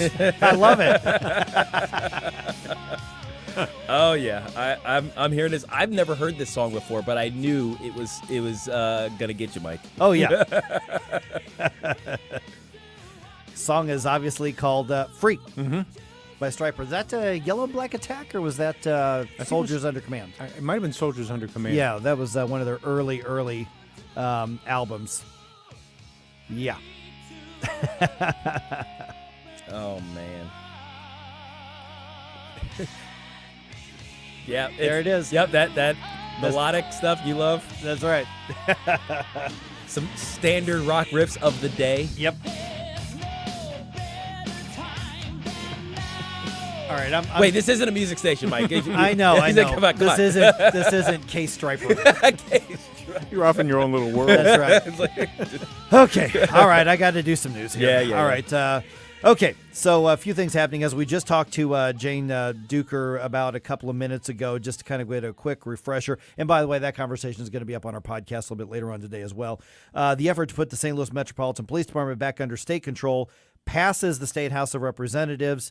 As Jane was pointing out, it goes to the state Senate now. Mayor Tashara Jones and the new police chief, Robert Tracy, asking the legislature, don't do it. They want to pause the legislation, try to give him time to make a difference under his leadership. But as Jane pointed out, when the state senator Nick Schroer, who you can hear every Sunday evening on this station right here, asked him about that, the fact of the matter is that going under state oversight would not change what he's able to do. So I understand him wanting to align with the new mayor that he now reports to, so you don't want to create a problem there. But Robert Tracy's ability to lead the department would not change. Just whoever it is that he's reporting to would change, so he would still be the police chief. Yeah, and it should be stated that I think both both of the police unions are behind this. Yes, they want this done. And if anybody's playing politics with it, which Tashara Jones is accusing the state legislature and the Republicans of playing politics with it, you remember that they've come to a new contract agreement, a collective bargaining agreement with the police officers. And Tashara Jones has argued, well, this is contingent on the city retaining oversight of the police department. If this goes into state oversight, then, well, the deal is off. So she's the one playing politics with it. Absolutely. I mean, it's basically a ransom. Kind of a political one. Yeah, I mean, yeah. it's negotiations, but yeah, sort of. In a little bit. Quick follow-up to that Dardine Prairie development story, because we actually had a lot of interest in that. A lot of people found that really interesting. The Board of Aldermen of Dardine Prairie met last night. Of course, probably one of the rare times you're going to have a packed house for an alderman meeting. The vote did not happen. They delayed that vote. Of course, it's getting all this attention because there's a tax deal that's involved, and the developer wouldn't have to pay taxes on the property for like 12 years. And a lot of people were against that. And so they decided not to have the vote last night. I don't know when the vote is going to happen. The interesting quirk here is that one of the aldermen was beaten in the earlier elections, but the new alderman has not been sworn in yet. Okay. So it's like the current board versus what the board's going to look like once the new members take office. Right. But here's the thing is the new member ran on a platform of opposing this development. Okay. So they could still schedule the vote before that person is sworn in and approve this development. Oh, wow. The Wentzville School District is complaining because they're cut out of the property taxes that would be part of the incentives of the deal. And then some people are just kind of doing the NIMBY thing. That's not our town. We don't want that stuff in our community. Too many kind people. of stuff. Yeah. Yep. Too many people, too much traffic. We don't want that there. We're happy with it being a vacant lot. So that kind of argument's always going to happen. But just so we know, we do not have a conclusion to that discussion. Okay, another Republican one step closer to officially entering the 2024 presidential race, even though he is basically and essentially entered the 2024 race. Yeah. Here's townhall.com's Greg Cluxton. Senator Tim Scott of South Carolina is out with a new video. I'm announcing my exploratory committee for president. In the video, Scott highlights his biography as a black man who overcame poverty and says liberal Democrats have weaponized race to divide the country. He blames President Biden and the radical left for choosing a culture of grievance. And Scott appeals to religious conservatives, promising to defend conservative values, including religious liberty and the right to life. Greg Clugston, Washington. I think it's really interesting how Tim Scott, as far as just the telling of his story, the personal side of a campaign, in addition to the policy side and everything, he's managing to thread the needle with telling his story and not playing a victim race card. Oh, yeah. I mean, it's really easy to fall into the grievance model of doing that. It's like, oh, yeah, as a black man, blah, blah, blah, blah, blah. And you hear it all the time, particularly on the left, the way they couch those stories. But you can tell those stories without it being divisive. I mean, back in the 90s, it feels like a forever ago. But I mean, I realized recently that's like more than 30 years ago when I say the 90s. We don't need to talk like that on this show. Yeah. But back in the 90s, which it feels like we were on our way to the post-racial America that we really, really wanted. And it was very easy, it felt like, to have those sort of conversations about being an immigrant family or a black family or whatever. And you tell the story and you tell this, and sometimes the story includes some ugly aspects of American culture back then. And you tell it and it's triumphant, and every single person accepts and loves the triumph story, the underdog story where you came up. It's basically Rocky, right? And everybody loves that story. And it used to be really easy to keep it from becoming this accusatory, divisive sort of racial grievance discussion. But for some reason, the left has managed to make it that way. And Tim Scott, though, as you said, Mike, he threads the needle of the current year of racial politics very, very well. Yeah, he really does. And so when we do reviews of the presidential races, I would put him immediately in top 3, top 5 situation with the Republicans at this point. All right. Cardinals come back and they win their last 2 games, and that means they get a series win over the Rockies after yesterday's game. Final score in Colorado was 7-4. And yes, just in case you were wondering, Jordan Walker got a hit in that game. That extends his career opening hit streak now to 12 games. So the first 12 games of his career, major league career, he's gotten a hit. That ties a 111 or 112-year-old record. I was going to ask about that. Yeah, Man. for the number of opening career hit streaks for somebody under the age of 20. Okay. So or 21 rather. He's 20 years old. Oh my gosh. And so he's still obviously, if he keeps going. He's a freaking kid. Oh, I know. If he keeps going, he could end up with the all-time record for a career start. But, it's way too early to talk about that. But he just has, I don't know offhand what that record is for career beginning hit streak, but I think he's within a few games of it. I'm feeling really old today for some reason because I mean, this guy, his major league player, is younger than my child. Yeah, right. Younger than both of mine. Yeah, and I'm thinking about it. It's like, man, the last time I really was thinking about somebody coming up out of basically high school or something like that into the major leagues, it was LeBron James, and he was my age, basically. Yeah. Holy crap! And the funny thing about the record that he tied, it's a record that's held by Eddie Murphy. Mm-hmm. But not that Eddie Murphy. Not that Eddie Murphy. Not that Eddie Murphy. It's the other Eddie Murphy from the Philadelphia Athletics back in 1912. Yeah. Oh, my gosh. Yeah, exactly. This whole thing. All right, the Redbirds back home tonight to host the Pirates. First pitch at 6:45. The Blues lost their last home game of the season last night. Final score was Dallas 5, St. Louis 2. Thursday's game in Dallas, final game of the season, will determine if the Blues finish over or under 500. Oh, wow. As they are 37, and 7 at the moment. All right, just ahead, new inflation numbers were posted the last night. Inflation's still up, not as much. Does that mean things are moving the right direction? We've got the update from the experts at the Competitive Enterprise Institute just ahead right here on 101.9, 94.1 News Talk STL. Now enjoy the musical stylings of Michael Sweet and Company with Striper.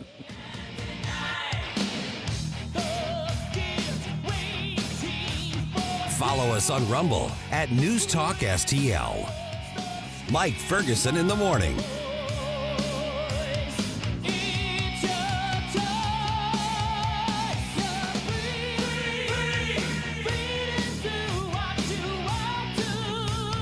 From the Michaels Flooring Outlet Weather Center. Mainly clear skies this morning and pleasant temperatures in the 50s to near 60 degrees for your morning drive. Partly cloudy day with a high in the low 80s, 82 degrees. That would match yesterday's high.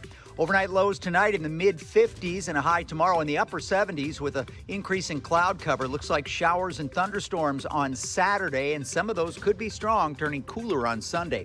I'm KMOV First Alert meteorologist Kent Earhart. Mike Ferguson here. Retirement should be a time you can relax. No more stress from work. But there's one thing you can't forget about when retiring. That's your money. Do you have enough saved to fund your income for life and keep up with inflation? How will you claim your Social Security benefits? And what about long-term care? The ClearPath Wealth Management Group at Stifel is here to help answer all of these questions. You can hear their latest views on the markets and investing during On the Money, hosted by Stifel financial advisors Bob Stockdale and Eric Robert, every Saturday morning at 9, right here on News Talk STL. They can help you get organized, guide you through critical retirement decisions, and create an investment portfolio designed around your needs. To schedule your free retirement plan consultation, go to clearpathinvesting.com. That's clearpathinvesting.com, or call 636-695-2650, 636-695-2650. Stifel Nicholas and Company Incorporated, member SIPC and NYSE. Hey, Tony Colombo here for Gutter Pros. When Christine and I bought our new house, we knew the gutters were an issue, and after meeting the Gutter Pros team, we knew that they were right for us.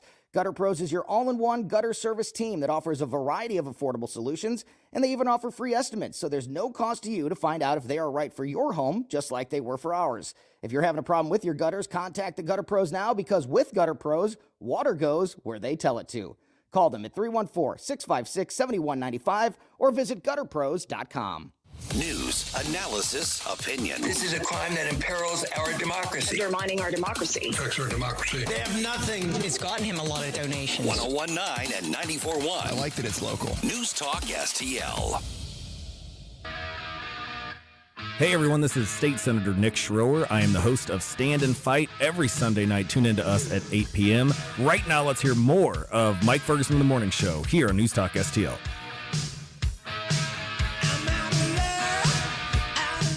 I'm not an economist, but what a weird economy we're in right now. It does feel very weird. In some ways, there are a lot of opportunities and things could go the right way. In other ways, we've got a lot of really bad news and we've got to kind of shore up our defenses just in personal finance and things like that against it. It's just really a bizarre time where multiple things are doing stuff on their own. Interest rates and inflation and all this kind of stuff. It is 8:35 right now. I'm Mike Ferguson. Gabe Pfeiffer's here. Stel Ponticus is here. Now joined by Ryan Young from the Competitive Enterprise Institute. Ryan, good to chat with you again. Appreciate you coming on the program. So the federal government announces, well, I mean, the economic reports came out earlier this week, came out yesterday regarding the CPI report, the inflation report. Kind of mixed results as I understand the final numbers. I mean, yeah, inflation is still up, but is it moving the right direction? This month it moved in the wrong direction. Compared to a year ago, we're actually doing pretty well.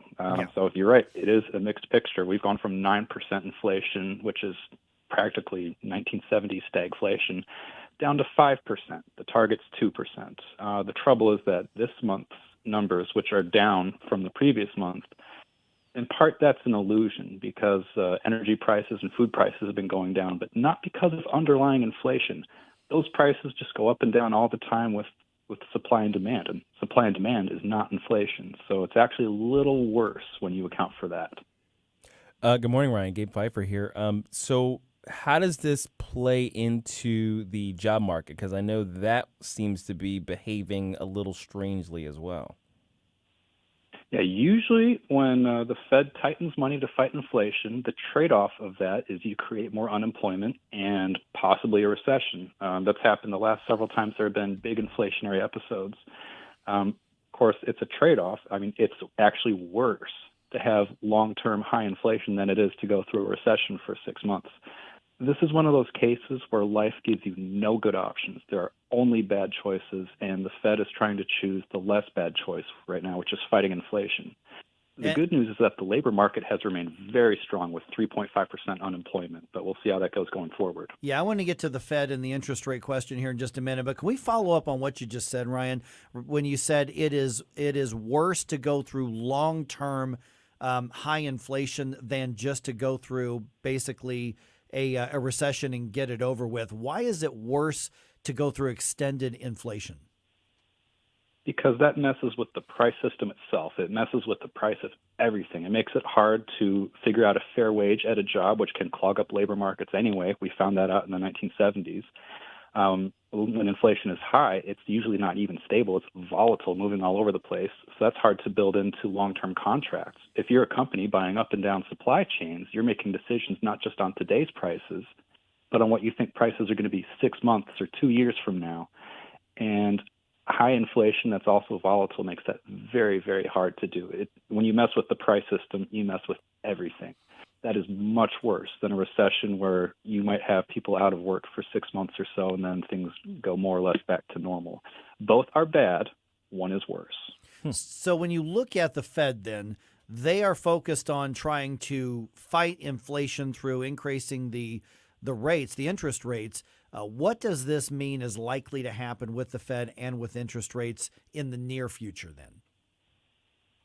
Because this month's report is worse and because the labor market's still strong, 3.5% unemployment, it looks like when the Fed next meets, which is in about 2 or 3 weeks, they're probably going to raise rates again. And I support this. Right now, the federal funds rate, which is the one rate they mess with, that is still below caps at 5%, and the core inflation rate now is about 5.5%.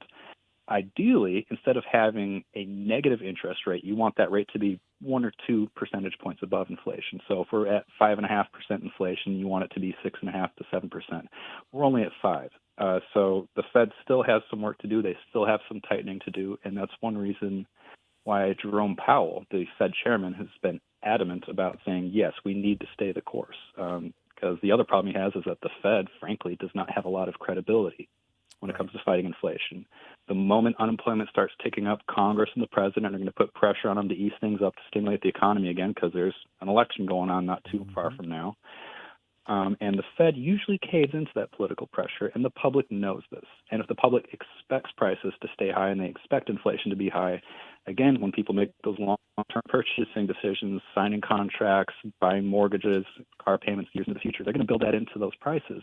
And that's why inflation is much harder to fight after it's already there. It can show up in a month, but when it goes away, it can take years. And we're seeing that right now, in part because of the Fed's credibility problems. So Chairman Powell really needs to stay the course, and he's in all his public remarks, he emphasizes those kinds of expectations and credibility. So hopefully he actually does stay the course.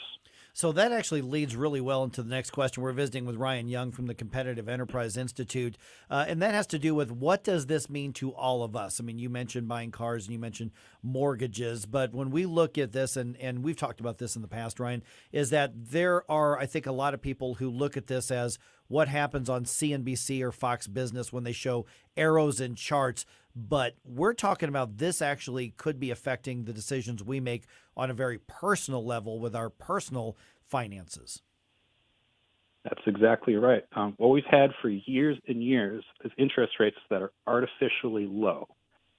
When the Fed moves the interest rates, they only mess with one rate, but it's a key that all the other rates set themselves to. So it's best to think of interest rates not as an absolute concept, but as a relative concept. The Fed moves one rate, and then everything from car payments to mortgages to interbank loans all key themselves to those interest rates, that the one interest rate that the Fed moves. So they make one move, and it affects everything. And we're moving from distorted, artificially low rates that cause people to take on too many bad investments and take too many risks, as we saw with Silicon Valley, moving to what hopefully will be more realistic interest rates that are closer to what they would be in an actual free market. That would encourage the right amount of risk-taking, which is a little more prudent than what, say, Silicon Valley Bank was doing. So if they do it right, again, the trade-off might be higher unemployment and a recession temporarily. But if the Fed does its job right, hopefully, we'll have a long-term stability that we don't have right now. Are there any policy changes you can foresee, maybe from other sectors or other economic changes that could derail the Fed's attempt here to control what's going on? Yes, spending. In part, the Fed's hands are tied because if government goes on yet another spending spree, they have to help finance that. They have to work together with the Treasury Department to finance all those bond issues and buy those up. So the Fed is nominally independent, but in part they kind of have to do what the political branches tell them to do when it comes to financing debt. If Congress and the president can restrain themselves for once, that will make the Fed's job much easier. But if they keep on going with more student loan debacles, infrastructure loans, another CARES Act, that could derail the entire project. Yeah, and I noticed there's not a lot of talk about that in Congress at this point, but there's always somebody who wants to spend something. Is it a matter of overall kind of aggregated spending, a big program here, a big program there, or is it about these great big packages, the stimulus package, the CARES Act, all of these sort of things? Is it a matter of it's got to be massive to have an influence on the Fed, or does the Fed react on when they look and say, okay, between 6 months in here, you've added all of these programs. So is it a matter of steady building, or they react to the huge, large spending packages? It's those huge shocks that do the most damage, and those usually happen when there's a crisis. It happened after 9/11 when you got the Patriot Act and two wars. It happened during the 2007-2008 financial crisis when you got Dodd-Frank and bailouts. And it happened again during COVID. That was the third big crisis of this century. That's where we got the CARES Act and the infrastructure bill, $5 trillion of new spending over just 2 years. Absent another big crisis like that, where government will predictably overreact, I don't see any big shocks that will inhibit what the Fed's doing. I would anticipate just steady growth and some of the long-term effects from the bills that have already passed. So not ideal, but also not the worst. Earlier in the show, we were talking about some EPA restrictions that may have heavy implications on the car industry. Do you foresee? I mean, basically forcing them to go to what, 2/3 electric vehicles? Mm-hmm. Do you see that sort of thing counting as a market shock that could derail things, or would that be largely contained to just the industry? That regulation is so unrealistic that it's actually hard to say. It might be like the Real ID Act, where they keep delaying it and delaying it and delaying it every time the deadline comes up. I can see something like that happening here with the electric car rule, because technology is just not there. The infrastructure for mining and parts is not there, and it won't be by 2032. It will raise car prices. It will cause supply chain problems, and it will cause other probably more spending that the Fed will have to finance. But to the degree of what happened during COVID, probably not, if only just because the regulation is so unworkable. It's pure ideological and political signaling.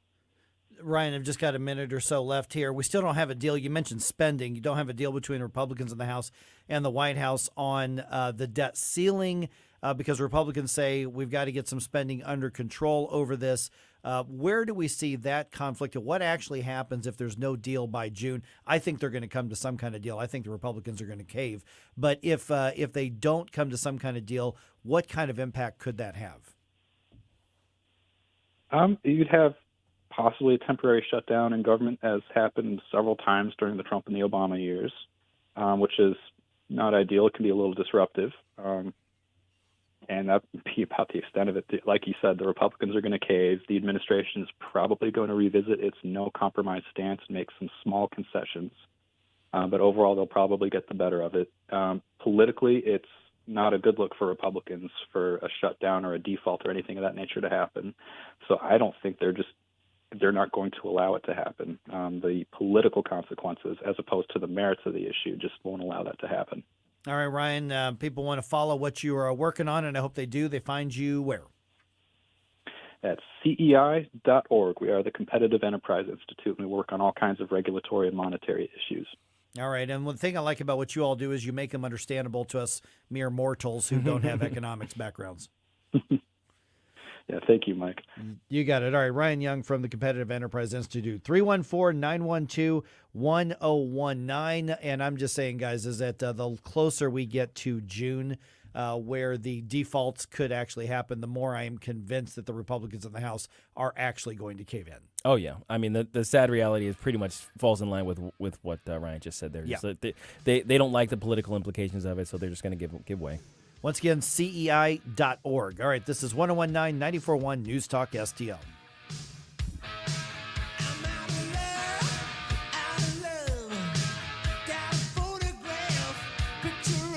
We give you news, analysis, opinion, and more. Only on News Talk STL. Get up. It's Mike Ferguson in the morning.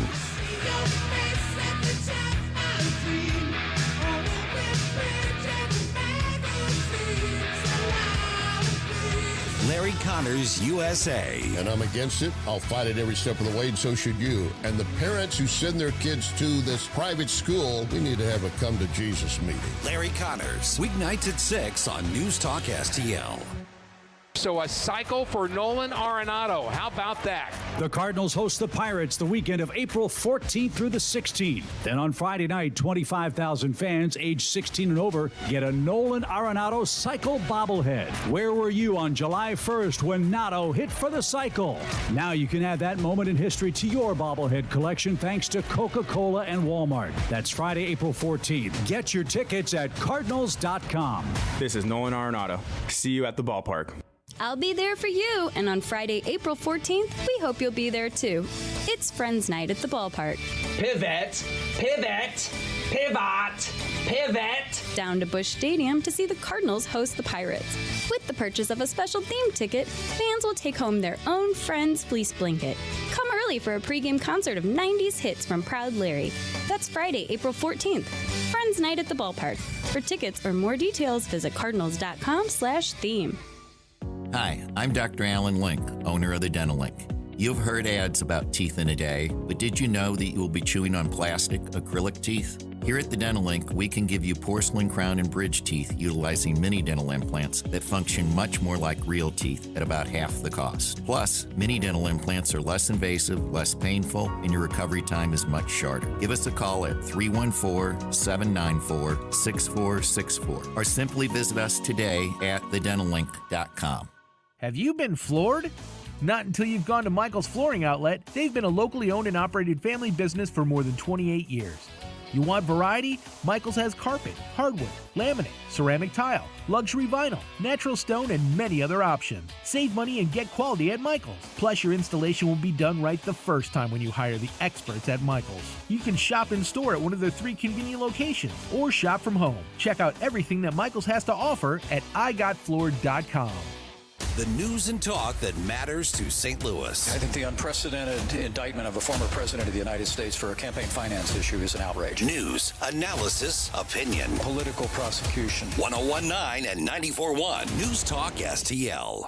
This hour of Mike Ferguson in the Morning brought to you by Anton's Plumbing and HVAC. Call Anton's at 314-338-3941 or visit them at antonshvac.com.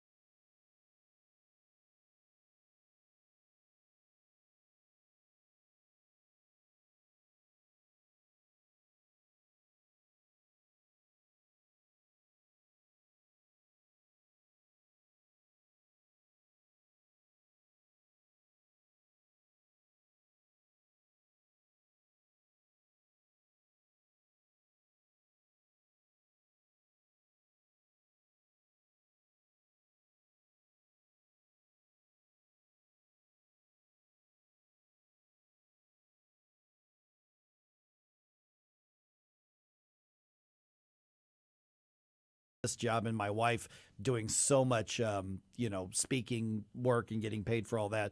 We've got to do that. I will tell you that a lot of the last couple of years, last 2 or 3 years, there were a lot of tax breaks built in because of the economy that resulted from all the government shutdowns and everything. Mm-hmm. Those have to be paid for, and the bills are going to be due this year. Yeah. Well, we know, Rachel and I know we're getting hammered this year.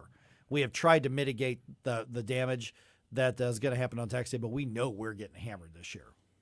Yeah, I think we managed to survive and still get a refund this year. But Janet just said next year's not going to be like this. Yeah, she said that we're probably going to actually have to write a check next year. And Rachel does a lot of stuff out of state, so yes. That's got to be a huge headache. Oh yeah, it is. All that stuff is so it complicated. It is a massive headache with the tax time. But that's why we pay somebody else to have the headache. And we could probably try to sort through all that. I would not want to do it. It's not worth the time.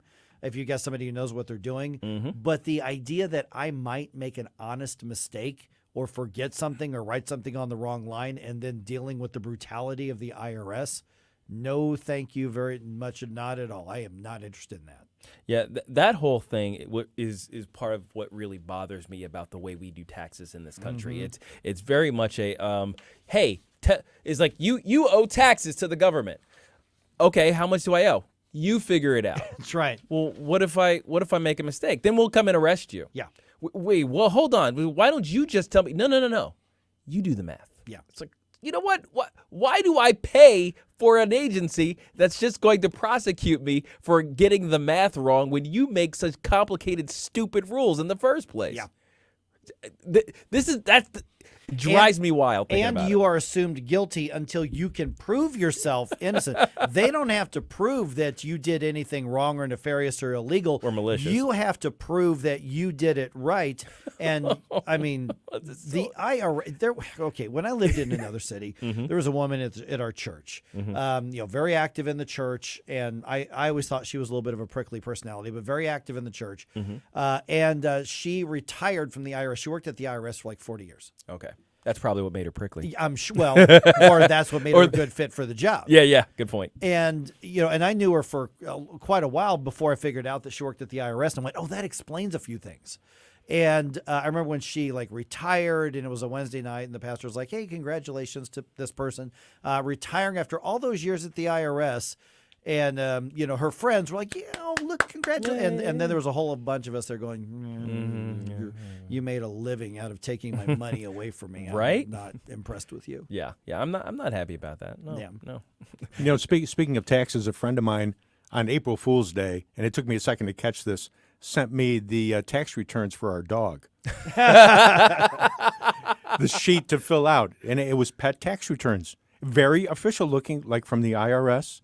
And I'm glancing at it, and my first thought was, I guess they don't know that McDougal's not with us anymore. And then I realized, wait a minute, it's April Fool's Day. Right. It's like, oh, this isn't real. It's like, what's sad is, for a split second, you thought it's a possibility that the IRS could literally tax your pet. Yes, 87,000 new agents. This is what they came up with. This is awesome. What else are they going to do? Wow, you got line items here, and dog food prices, and going to the vet, and all these deductions I can take. Wow, this is great. I mean, basically allowing McDougal to live in your home as long as you did was kind of an in-kind donation to his income. Yes. Oh, my gosh. Because he didn't have to pay a mortgage. He didn't have to pay a rent to you. So. Oh, my gosh. Yeah. Oh, pet taxes. Did we just give somebody an idea? Probably, yeah. Oh, gosh. Don't please wipe that from me. Where's my little Men in Black neuralizer when That's I need right. it? Oh, jeez. All right. Vic Morselli coming here in just a few minutes. I get to play baseball tonight. I'm excited about this. My 43 and over, age group 43 and over division team, we're playing tonight in Belleville. So I'm going to be out at Whitey Herzog Field out there in Citizens Park tonight playing a baseball game. Be my first one of the year. I am stoked about this, which also means I'm going to be really sore tomorrow, just so you guys know, because it's my first game. Sore, tired. Sore and tired. Maybe a little grumpy. I get to play baseball. I mean, I don't know who's going to win this game. This is my team's pretty good, and we're playing a really good team. I was really just thinking of the lack of sleep. Well, that could obviously. I'm going to be going through a lot more coffee tomorrow than I am today. Oh man, but the weather forecast absolutely gorgeous right now, and of course the let's see here, the Battlehawks are back at home this week. Yes, they are. They are. So this is a crucial game. Yeah, they win this game, and then they're locked into one of the top spots in the division, and then they're in a really good spot to move on to the championship game. But they got to get through this game. It's funny. Coach Beck is still pleading. He's like, make them open up more parts of the dome. Let's fill out the dome. And the Battlehawks are still it's not even close. The highest drawing market in the XFL. I mean, the Battlehawks fans we've made it clear we like this team. I'll put it this way: Battlehawks crowds are right. They're not that close, but they're close to Cardinals game crowds. With a little bit of blues crowd attitude. Yes. If you know what I mean. These games are awesome.